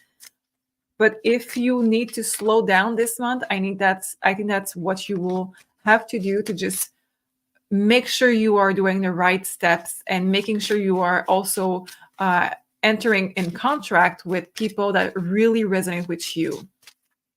That makes sense. We have the 5 of Cups. So there could be a change coming in regards to what you had envisioned with maybe a commitment. So that could be a commitment to a certain area for a business or a certain business even, or a person. There is lots of different options because this is a collective message, but take that as a resonate. There is something right there. This person is crying, holding a picture, the 5 of Cups. So there is something that will have to change in your perception. And with the eclipse, you're being asked to really let go of this because behind the 5 of Cups, normally the 5 of Cups is someone looking at 3 reverse cups, but there is 2 still standing behind this person. She's not seeing them. So the universe is really showing you where you should really be in the 3D and not up in your thoughts, not in the yes, but I believe in this. Yes, but this is really what I have envisioned for all that time. And really be in the 3D of, okay, so this is not working out, but this is clearly a good option. So let me see this option through. Let's take more cards. We have 4 of Wands. Exactly. So down to earth, foundation, building something strong. So just know that with everything that we have learned so far about this month, it's not a month to take a lot of gambling. It's not a month to try your luck with anything that is really meaningful to you. And I see this for you guys that with relationship, with business, or with your time and energy, or even if you choose to start a project or start a learning process of some kind, you really want to make sure you are realistic about this. And you really want to make sure that whatever you associate with yourself with is aligned with what you want as a future. So this would be a message for the Libra. I just want to say that you have a big possibility of building something strong and having something staying with you that is resonating with you. But you just need to be honest with yourself this month about what is really the right thing for you to do. Wow. Okay. Big month for Libra. Thank you so much, Sophie. All right. That's beautiful words of guidance. Thank you so much. Now let's move to Scorpio. Scorpio. I'm going to share my chart with you. So Scorpio sun or rising. First of all, we're going to have the eclipse on April 8th in your 6th house. So, and because we have Chiron there, and it is believed by some astrologers that Chiron rules Virgo, and Virgo rules naturally the 6th house. So there's a lot of healing energy within, especially your physical body around this eclipse. So you could be feeling like a huge physical transformation is taking place. And that could be coming up in the form of having illnesses, having physical issues coming to light, because there's a transformational process taking place within your body. So you are, meanwhile, this process is taking place, clearing blockages in your body relating to past karmic relationships, relating to past relationship traumas. I hope she doesn't mind it. Probably not. Elena had an eye infection yesterday, and she had also an appointment with Sol, and Sol was helping her discern like what was going on, and like a lot of her psychic gifts seem to be I don't want to say unleashed. Revealed is not the best word. Yeah, revealed. So there could be something like that happening for you. Like it comes up like being very annoying, but at the same time, just know that there's a healing process behind it, that you're getting rid of something that probably was, I say, blocking you for many lives. So there also could be a start for a new, healthier daily routine for you Scorpios, a new health routine, maybe a new exercise journey, a new diet, but you're taking care of your body in a new way. And you have this opportunity to have like a really fresh start into honoring your body as a temple. Also, lots of Scorpios, I believe, will be starting new work, a new task, or a new responsibility, because the sixth house is also work and what you do for a living. So we're opening up a new cycle. Also, I believe Scorpios will be very busy at this time, brewing lots of new projects and ideas. Just know that Mercury will be retrograde until the 25th of April. So maybe just wait after that to implement maybe new ideas publicly, but you can definitely work on it as of this eclipse. And lastly, I thought about some Scorpios could also be welcoming a new pet, because the sixth house is also the house of pets. So let's now talk about the Jupiter-Uranus conjunction that's happening in your seventh house, Scorpios. So I believe lots of Scorpios will be receiving blessings from their associations, from their partnerships. Some Scorpios could also be abruptly leaving a relationship or a partnership, because we have Uranus there. That's like a sudden cut within a relationship. That can also talk about cutting cords with past relationships. But I feel like, let's say, changes could be made within connection, collaboration, partnerships. Also, there could be partnerships really working for you there and bringing you some more financial independence, because Jupiter rules your second house of financial independence. And we have Uranus there. So you could be feeling freer to collaborate with some person than others, and that you could feel like you're aligning to work with people, with some people. And as a result, it's going to bring you some more prosperity and abundance. So you're going to see, if you really respect your own vision, your own values, that could bring a lot of goodness into your life. Also, I see some Scorpios starting maybe one-on-one consultations to offer guidance to some people, which is Jupiter. So having some form of a mentor, a role, a mentor, what was I going to say? A mentor, a guide, maybe officially or unofficially, but you're going to be stepping into this role even more with other people. And Uranus there talks about energy healing. So I could definitely see a lot of Scorpios stepping into doing some energy healing work, or let's say building up a new healing modality, because we know that Scorpios are healers as well. And for Scorpios involved in legal affairs, there could be also an interesting turn of events where the truth comes out, Jupiter. And I believe also Scorpios will want to liberate themselves from relationships that don't honor their individuality and the free expression of their truth. So that's what I have for Scorpios. Sophie, can we look into the cards for April for our beautiful Scorpios? Yes. Oh, and we have our famous Scorpio here. Hi, Hey. Elena. Yeah, We have very big healing. Go ahead. Sorry. We have honesty. So again, a kind of the same vibe that we have this month for almost all the signs. So being honest, don't try to lie to yourself. First of all, Scorpio this month, really important. And don't try to lie to others, because with this very intense ending of karma, it's not the time to accumulate new karma. We are closing karma cycles. So lying will just make it worse, and we don't want this. Let's see cards for you. We have the Eight of Pentacles showing up, and we have the Fool. I'm going to take one more for you. Scorpio. Ace of Wands. Wow.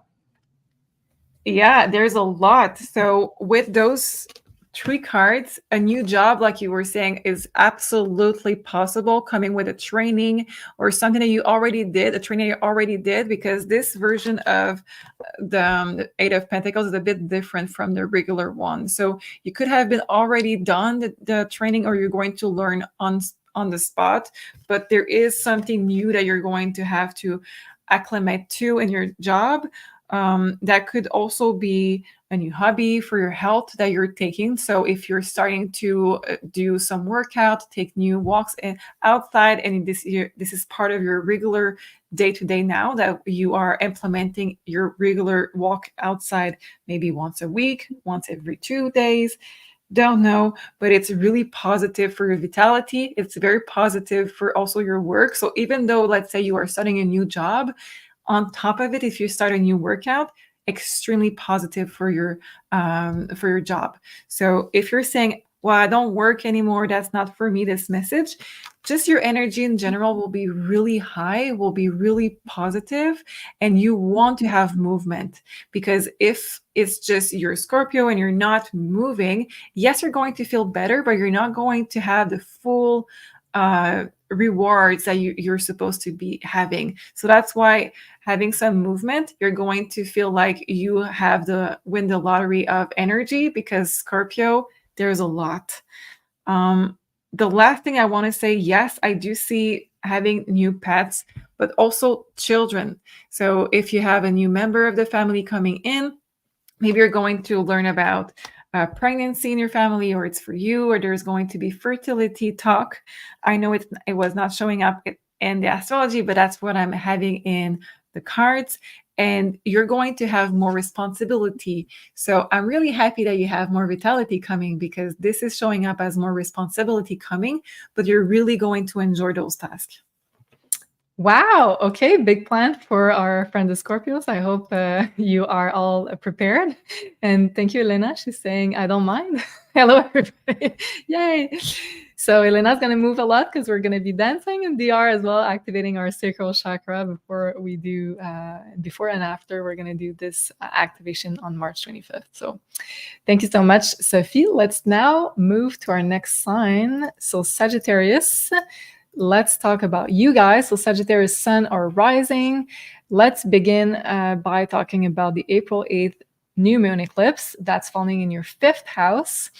So for many Saggies, we could be seeing a new love that could enter your life if you are single.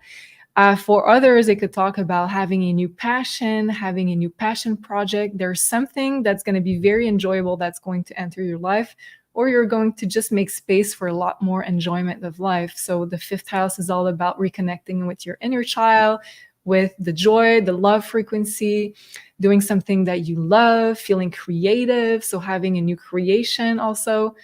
And I could also see some Sagittarius that could be laying the groundwork to start their own business. The 5th house is kind of giving birth to your baby, and your business is your baby, literally. So there could be like having the idea, laying the groundwork. And I'm saying the groundwork because we have Mercury retrograde at the moment of this eclipse. So just wait after it goes direct at the end of the month to, let's say, launch it into the public.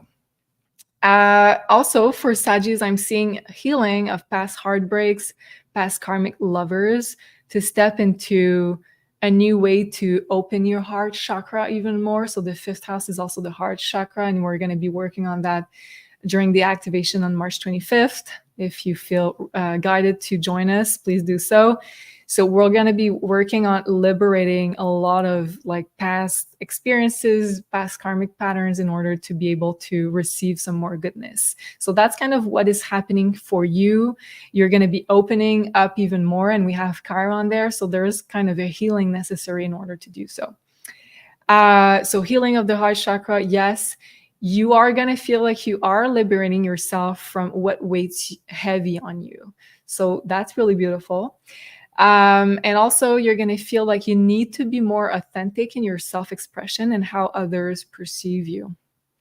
So that's going to be super important for you to step into the unique individual that you are. And we know that Saggies, you are very unique, very colorful, have lots of wisdom to share. So accept that.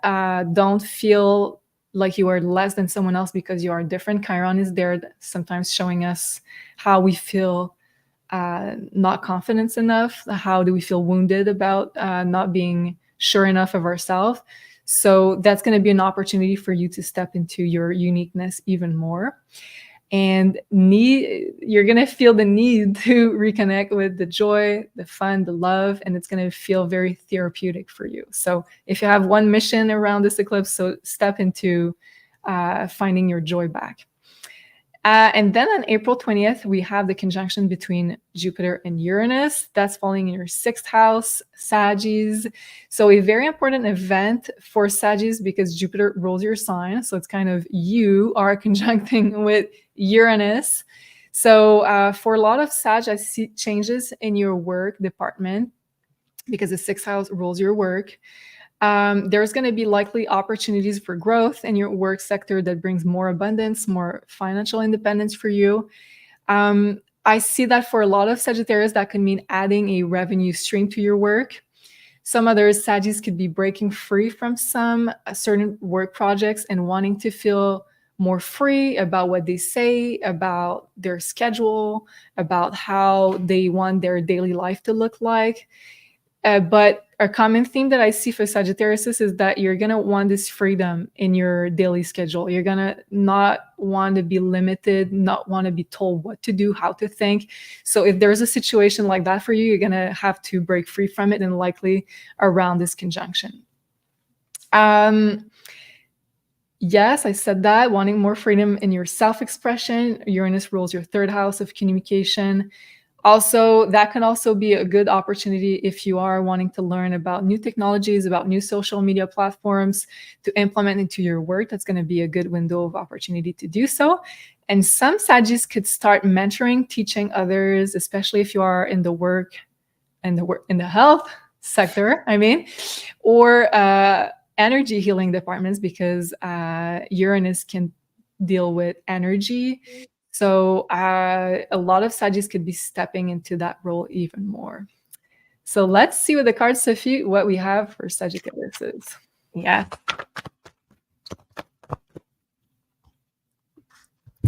We have the sacral chakra. Interesting for you guys. It says it helps to navigate our life through our emotion and support our ability to enjoy the sensual world. 2nd chakra. So going back into the inner child, going back into the joy, enjoying things without guilt. Yet I can talk about sexuality, but just fun overall in all kinds of perspective. Just going back into even some activities for the 2nd chakra. It's drawing, dancing, like Julie, you were saying. So it's just whatever is sparking joy. And maybe something that you felt like, oh, well, it's not longer for my age, or I should not do this because of what people would think. If it sparked joy, I think that's something that you should really reconsider. Let's see what is coming also for you guys. With the tarot, we have the Hangman, and we have the Queen of Cups. The last card for you, we have the Three of Wands. So interesting with this, I'm getting that for some of you, that could be about traveling and then coming back with, let's say, things that you're crafting with. And just with this, you can create magical things that you always wanted to do. That's a special message for some of you. Others, it's going to be again, a lot of travel for you guys, but you're Sagittarius after all, so that's in your blood. That could be just gaining some wisdom, some knowledge from others. So maybe you're going to go with activation of sacred places, learning, and coming back with physical things or knowledge and using it in your day-to-day, regardless of what others can say about this. I know it's also about just being authentically yourself. So if this is something you always wanted to do, but believe that it's not for you, or feeling judged for doing this, it's no longer going to be an impact that much. It's going to still impact you, yes, but not enough to stop you. And it shouldn't, because this is about going back to fun, going back to joy. And if you have any dream that it's a very big dream from a long time ago, and it's possible for you to do it, and you really want to do it, why not? Why not? There's a lot of things here in the cards. I don't know why I'm saying this. This is probably for someone watching. I'm seeing going to Machu Picchu. I'm seeing you going to activation with the temples, the Buddhist temples. There's a lot of sacred work that is going to be started, and that is going to spark something in you where you're coming back. Maybe it's going to change your relationship with your work or the vacation in your work. So Yeah, thank you. That makes a lot of sense, because I'm reading the comments and a lot of people are saying like, oh, I have either a spouse that's a Sagittarius and they're super busy and they haven't like taken vacations in a long time. So that also makes a lot of sense with the fifth house of like needing that time to recharge and to reconnect with having fun. and also, once you have travel coming back, you're going to see, oh wow, I waited too long and I need to just make it happen. Yeah, definitely. I resonate with that a lot. My tarot reader here told me to take vacations last December. She's like, you're going to burn out. Just go. So I listened, and I'm very glad I did. Thank you. Yeah, let's talk about our next sign, Capricorn. So Capricorn, we'll first talk about the eclipse on April 8th. That's falling in your fourth house. So for you, it'll be a very important eclipse because it's happening in a angular house, which opposes your natural ruled house of the 10th house. So it's kind of a going outside your comfort zone type of energy, but also it's an important one because it's kind of your anchoring in life, your fourth house. It's your foundations, it's home and family. So you're going to have to kind of change your focus to having invested so much in your career, in your projects, in your professional life, to now focus around this eclipse on your personal life, on your home, on your family. So a new chapter will begin there at home or with your personal life, with your family life. It can also mean for some a new family member could arrive, a baby in the family, in your own house. It could also be, a pet. But for some, it could be likely a new family member. For others, it could also be, well, I think for all Capricorns, there will be healing opportunities and healing conversations with family members and close friends. So the fourth house is usually family members, but I also include there like the close friends that you have that you consider your family. So Chiron is there, so a lot of healing potential around that to change the dynamic, to heal also ancestral trauma, to heal what, let's say, your parents have passed on in regards to trauma, in regards to insecurities. So there will be lots of healing and conversations needing to be had.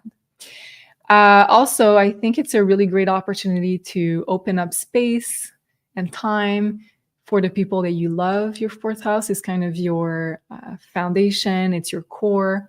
And also for some Capricorns, starting therapy could be highly beneficial for the future because you are at the moment healing not also your own life within your core self, the fourth house, but also your generational trauma as well as your own. So anything that's been stored energetically within your family, your bloodline is being healed right now.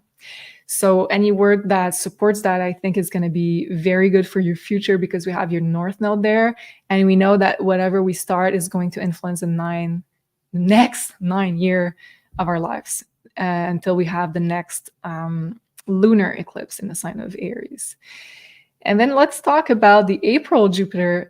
Wow. Okay. The April 20th Jupiter Uranus conjunction. I'm starting to feel tired, but let's carry on. That's going to be in your fifth house, Capricorn. So a really beautiful house to have this conjunction in. The fifth house is also a financial house. It's the house of how you benefit financially from your own ideas, your own creations. It's also the house of self-expression, of creation. I said it. So an original creation could be at the start of bringing new abundance opportunities for you, Capricorns. Some Capricorns could also be starting a whole new professional project, a new business.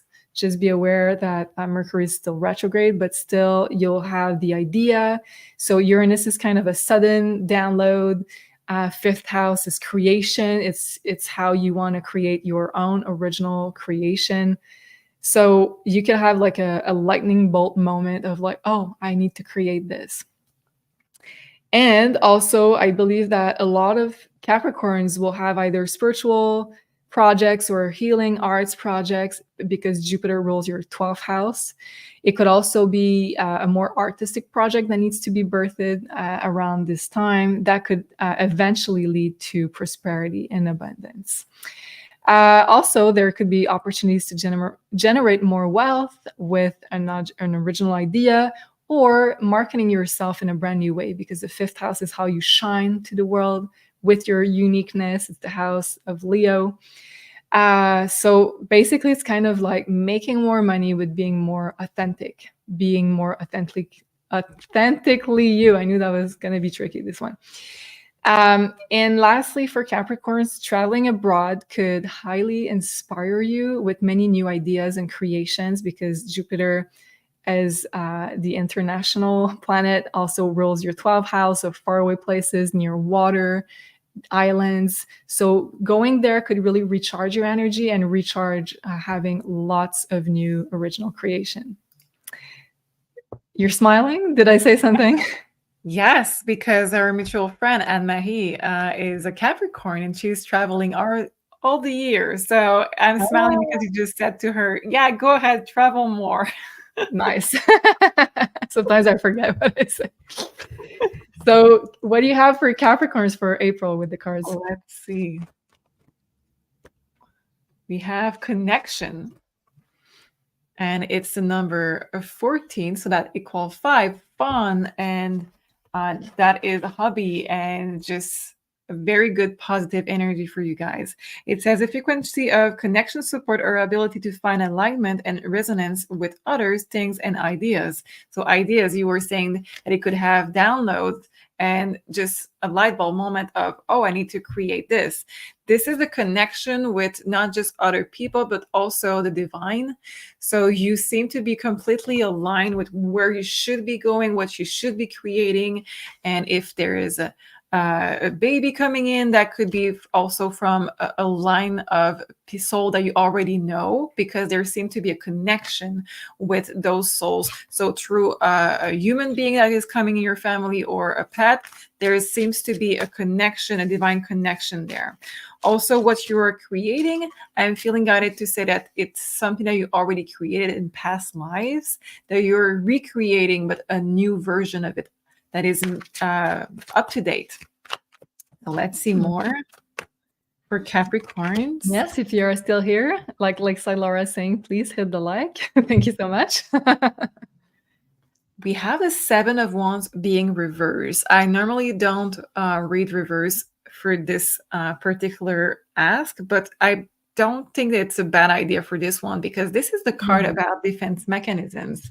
And since we have it reversed with the card of connection, it's like this month you are not going to block your connection with the divine, and you're not going to block messages from coming. We have also karma.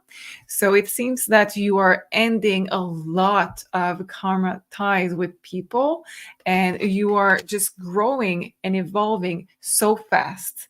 So Capricorn, I don't know what you're doing this month, but this is really magical. So keep doing it. The final card is travel. There we go.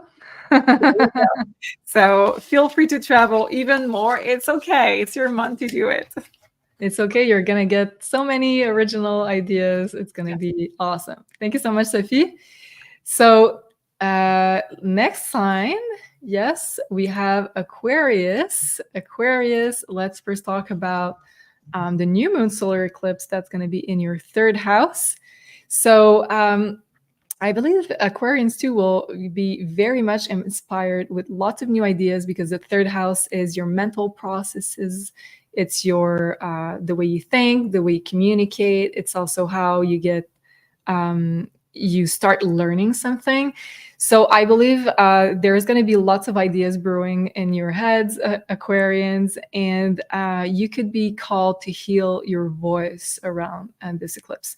So Chiron is part of the eclipse. It's the healing asteroid. And the third house is the house of the throat chakra, the communication. So you could be healing your voice, the way you communicate, also the insecurities surrounding communication, or maybe just communicating in front of big groups, or having new opportunities to communicate to a wider audience, who knows. But you're going to have to do some healing first of the maybe insecurities, to overstep any form of lack of confidence that could be coming with it. Also, what I see for Aquarians, there could be a big announcement coming very soon. I was going to say très bientôt. I don't know why, as we're talking about the third house. Okay, I'm speaking French now.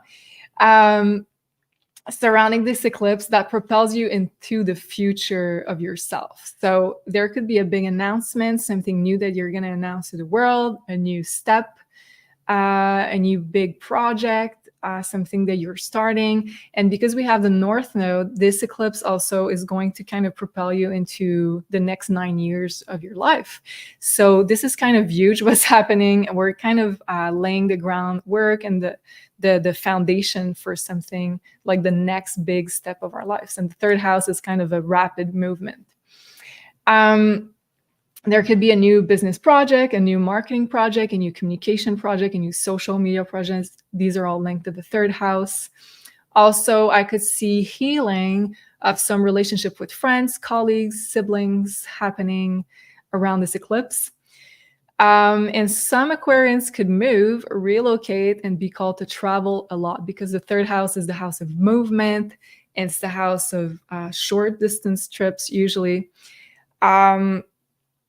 But we're going to have the conjunction in your fourth house with Uranus there. So that's why I'm kind of saying for some, there's going to be also relocation involved within this movement. And for other Aquarians, I see starting a new training, a new course, or a new just like learning experience that you're going to start around this eclipse. Something that needs asks of you to overcome the initial fear of being inadequate, of the imposter syndrome. So you're going to have to overcome that and step into this kind of new trainee period of your life. So very inspiring. And then let's move into the Jupiter-Uranus conjunction in your fourth house. So this one is going to be super important because, first of all, Uranus is your ruling planet. So and Jupiter is kind of this expansive energy. So both together, it means that it's going to be big for Aquarius, and also it's happening in an angular house, which is kind of your foundation house. So I see a lot of Aquarians stepping into a bigger role in life in general, in your life mission, or professionally even for some.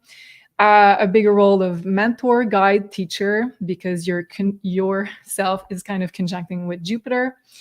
You're going to be called to share even more of your knowledge, your expertise.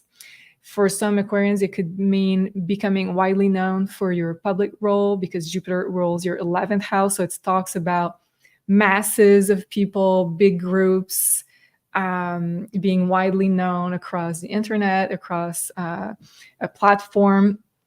So you will be creating new building blocks and values of who you want to become as you're stepping into very quickly this next version of yourself. And yes, it could be kind of destabilizing, because it's going to happen very quickly, I believe.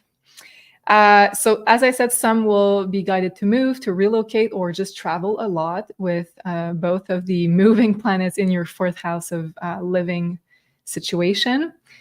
Also, for some Aquarius, that could also mean moving in with a spouse. Jupiter also can talk about a husband for a woman. Also, there could be an expansion of your house, doing some renos at home. For some Aquarians, it can also mean selling your house, buying new properties. There's likely going to be movement in your living situation where those two planets there. And for other Aquarians, that can also mean adopting a new family member or a pet. So that's what I have for Aquarius. Let me know what the cards say for Aquarius for April. So it says connection. And as you were, and freedom underneath the deck, as you were talking, I was having this download of message coming from the Aquarius. And it says basically that Aquarius, your rules also the truther. And you holding this space and speaking up publicly, this, even in a small way, if you heal your throat chakra, you're going to hold a space for truthers. And as I was saying this, we have the freedom and we have the connection. So we are all connected, and you have a big role, not just in your personal life, but also in the collective, to hold this space for the truther movement and hold this space for the truth in everyone's life. So the collective, that's a big ask of you. But by healing your throat chakra, like I said, you're impacting a lot of people and the timelines. So let's take card just for you. We have the Two of Cups, the Star, and the Moon. So you do have a big impact on the people that cross your path this month. And you may have also some potential in romantic partnership that can start or just bloom with the new communication that you're going to implement. So it feels like you are able to communicate more your needs, and it feels like you are able to just attract people with how you speak about your passion in life and what is really your values. We have the Star and the Moon. So this is really 5D. This is the Aquarius card, the Star. Exactly. That's extremely 5D. So this month, if you want to start anything that has to do with the 5D, or like I said, the truther movement or anything, that is extremely easy for you to just connect with those energy and ask for help also and support. Whatever you want to do in your life this month, I would say heal the throat chakra, connect with source, and believe in your potential, because it has a lot of impact on everyone. I agree with that 100%. Thank you so much, Sophie. Aquarians carry such a unique energy. We need to see more of that. Thank you for leading the way into this amazing age of Aquarius. Okay, now let's talk about our last one, Pisces, Sun, Moon, or Rising, especially if you're a Sun or Rising. Let's see that chart for you. So first of all, on April 8th, we're going to have the new moon solar eclipse, and that's going to fall in your second house of resources and finances. So first of all, let's talk about the healing aspect of this eclipse, because we have Chiron exactly conjuncting the sun and the moon. So there's a big healing potential for your relationship to money and resources. So I would definitely do some let's say work mantras regarding how you are ready to welcome in abundance and let go of any patterns that's been holding you back in regards to receiving more abundance, creating more abundance, creating revenue streams, believing that you have a lot of self-value to share with the world, because the second house is also your value. And wherever we have Chiron, in our chart and in the sky, it's kind of telling us where we need to work on the limiting beliefs that we hold for ourselves, Aries. So lack of self-confidence, lack of self-value. So you're going to have kind of a new sense of self-confidence coming, if you are doing the work involved, but I believe you will, Pisces. And there's going to be lots of healing opportunities, but also opportunities to gain from the work being done here around the lack of confidence, the lack of self-value, and you're going to be rewarded with this work. So also there would be healing opportunities to reassess where you would like to invest your time, your energy, your money moving forward in a more balanced way. Because the second house, yes, is the house of money, but it's also how you invest your money, your time, your energy. So we know that money is an energy, a form of energy. So there will be lots of thinking about how do you want to invest those resources moving forward, because we have the North Node there. So this reflection and this new cycle that you're opening up is going to lead you to a lot more abundance coming, and it's going to influence us for the next 9 years.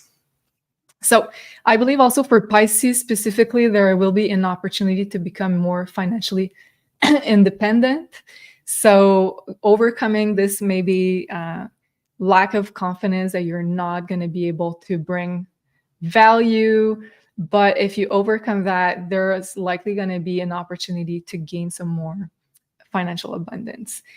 I can see also for a lot of Pisces a new revenue stream that will last a long time and lead you to your future self, to new acquisition of new talents, of new abilities, new, yeah. So, and then I want to say for some Pisces, there could be sudden change in your finances because an eclipse is always something really big happening. And I could see also some Pisces making a new big investment, either money, time, resources, energy, any of that.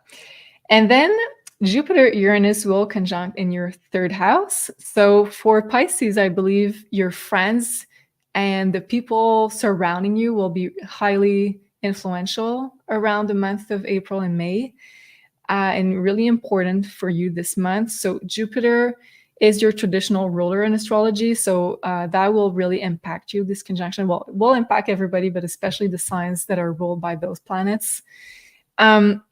So you, Jupiter, are conjunct Uranus, which rules friends, your soul tribe, your community, your acquaintances. And the third house also rules your friends and the people surrounding you. So really be mindful of who you surround yourself with. Those people are going to inspire you with fresh new ideas. You're going to have enlightening conversation. And I believe there's going to be lots of revelations around like the interactions that you will get around those days and around those months. Also, there could be a social media project that could pay off. The third house is the house of business, the house of communication, of marketing, of social media. And it's a really good time to make long-term plans and thinking outside the box, Uranus. Thinking new technology, using new platforms, new social media, new technologies in order to market yourself and you're in business. Really think differently, try to take a new approach, whatever you're thinking around like this new project. Also for Pisces, I see a new learning opportunity and also a new teaching opportunity for some others. And especially if you are using like the online platforms, Uranus, the new social media, the technologies to be broadcasting your knowledge, I believe there's a lot of abundance that could come back to you if you are on this path or thinking about going on this path. And lastly, an opportunity to gain more abundance through business, to marketing, to social media, to communication. Because also you are staying true to yourself, Jupiter, to your core values, to who you are, and to your uniqueness, which is Uranus. So that's what I have for Pisces. Can we look at the cards for our last sign? What do you see for the month of April? Absolutely. It says the fourth chakra, which is the heart chakra, and it says it supports our inner guidance system, which is governed by our heart and capacity to love deeply. So this is your card for this month, Pisces, and let's take more cards with the tarot deck. So you're going to lead with the love. You're going to lead with your heart in this month. So if you are starting a new business or you're teaching, you're going to just lead with the energy of the vibration of love. Wow. We have Four of Swords. So you can be starting a new practice in healing. You can be healing yourself with self-love. It's really important that you start with yourself. Whatever you're going to heal others with, it's important that you heal yourself first with it.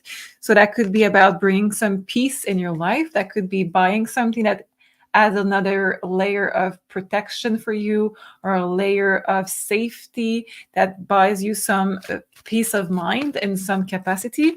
That could also be about cars. If you buy yourself a car, third house rules also the car. Mm-hmm. Good point. We have a Three of Swords, and we have the car. There we go. Are you buying a car, Sophie? It's already done. It's already done for me. It's no new car. Yes, absolutely. But I'm using it a lot this month, and I'm in Pisces rising, if you didn't know. So I'm using it a lot. I'm buying my freedom with this. That could be your case also. Maybe you're going to make your road trips. Maybe you're going to expand your ways through internet, like Julie said, or with cars. We have the movement. So some of you may be moving, or some of you may be taking the road to go to a new direction. Could be also the train, doesn't have to be a car, but by the roads. We have Three of Swords in the middle of your reading. So I just want to say that this month, you may be healing from grief, or maybe healing from a heartbreak. There could be something that you need inner guidance for healing. And the first card, like I said, is the healing, but it's about your heart, it seems, for you guys and Pisces. So I assure you, with the Chariot being the last card of this reading, you're going to be able to move on. You're going to be able to change that vibration, but you're going to need to work on your heart chakra for sure. So if you didn't watch the activation, we tell you all about the heart chakra, and it's a very good trait that you can learn to just process anything that you're going through right now even more. And last thing I want to say is that new opportunity will come in your life, so you will be able to heal this even faster. Wow, yes, and thank you for reminding everybody. I think we're doing like really important work through this these activations. So we did the preparation also before on March 15. That's now available on replay on the new Maison Jupiter Academy. And because we felt guided to prepare the sacral and the heart chakra to receive all this beautiful goodness of the month of April that we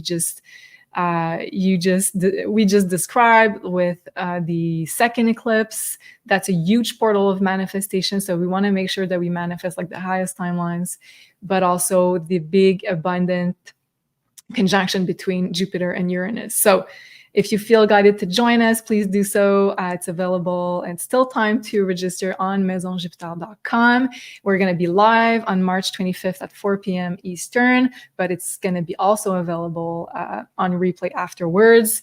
We're trying to connect with the biggest number of people around the world to make sure that we can change ourselves, but also the path moving forward for the best possible timeline for everybody.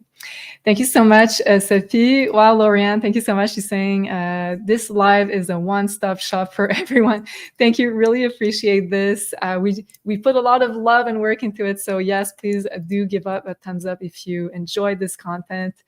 And lastly, I want to remind everybody, these are general predictions, of course. But if you would like some more personal predictions, if you have more questions, if you'd like Sophie to look at one area of your life, you have, let's say, a timing question or any question for this amazing oracle here. As you can see, she is so talented. Please use Jupiter for a 10% off your next reading. Also available on the tarot reading, the past life reading, if you'd like to clear out some soul karma, cut some cords. That's super let's say timely right now, and also available for the priority booking, the 30-minute priority booking, if you don't want to wait, if you have important questions for Sophie. Wow, thank you so much, everybody, for staying until the end. Your comments, your presence is just lovely. Thank you so much for your support. We so appreciate you. A beautiful community of lovely human beings and starseeds. Thank you, Sophie, for your beautiful wisdom as usual. Thank you, guys. And we'll see you tomorrow when we're live at 7 p.m. Eastern. We're going to do the Divine Feminine Rebirth show, and we're going to talk about both eclipses together, what they mean for all the 12 zodiac signs. So don't miss that, and see you very soon. Have a lovely rest of your day, everybody. Bye-bye.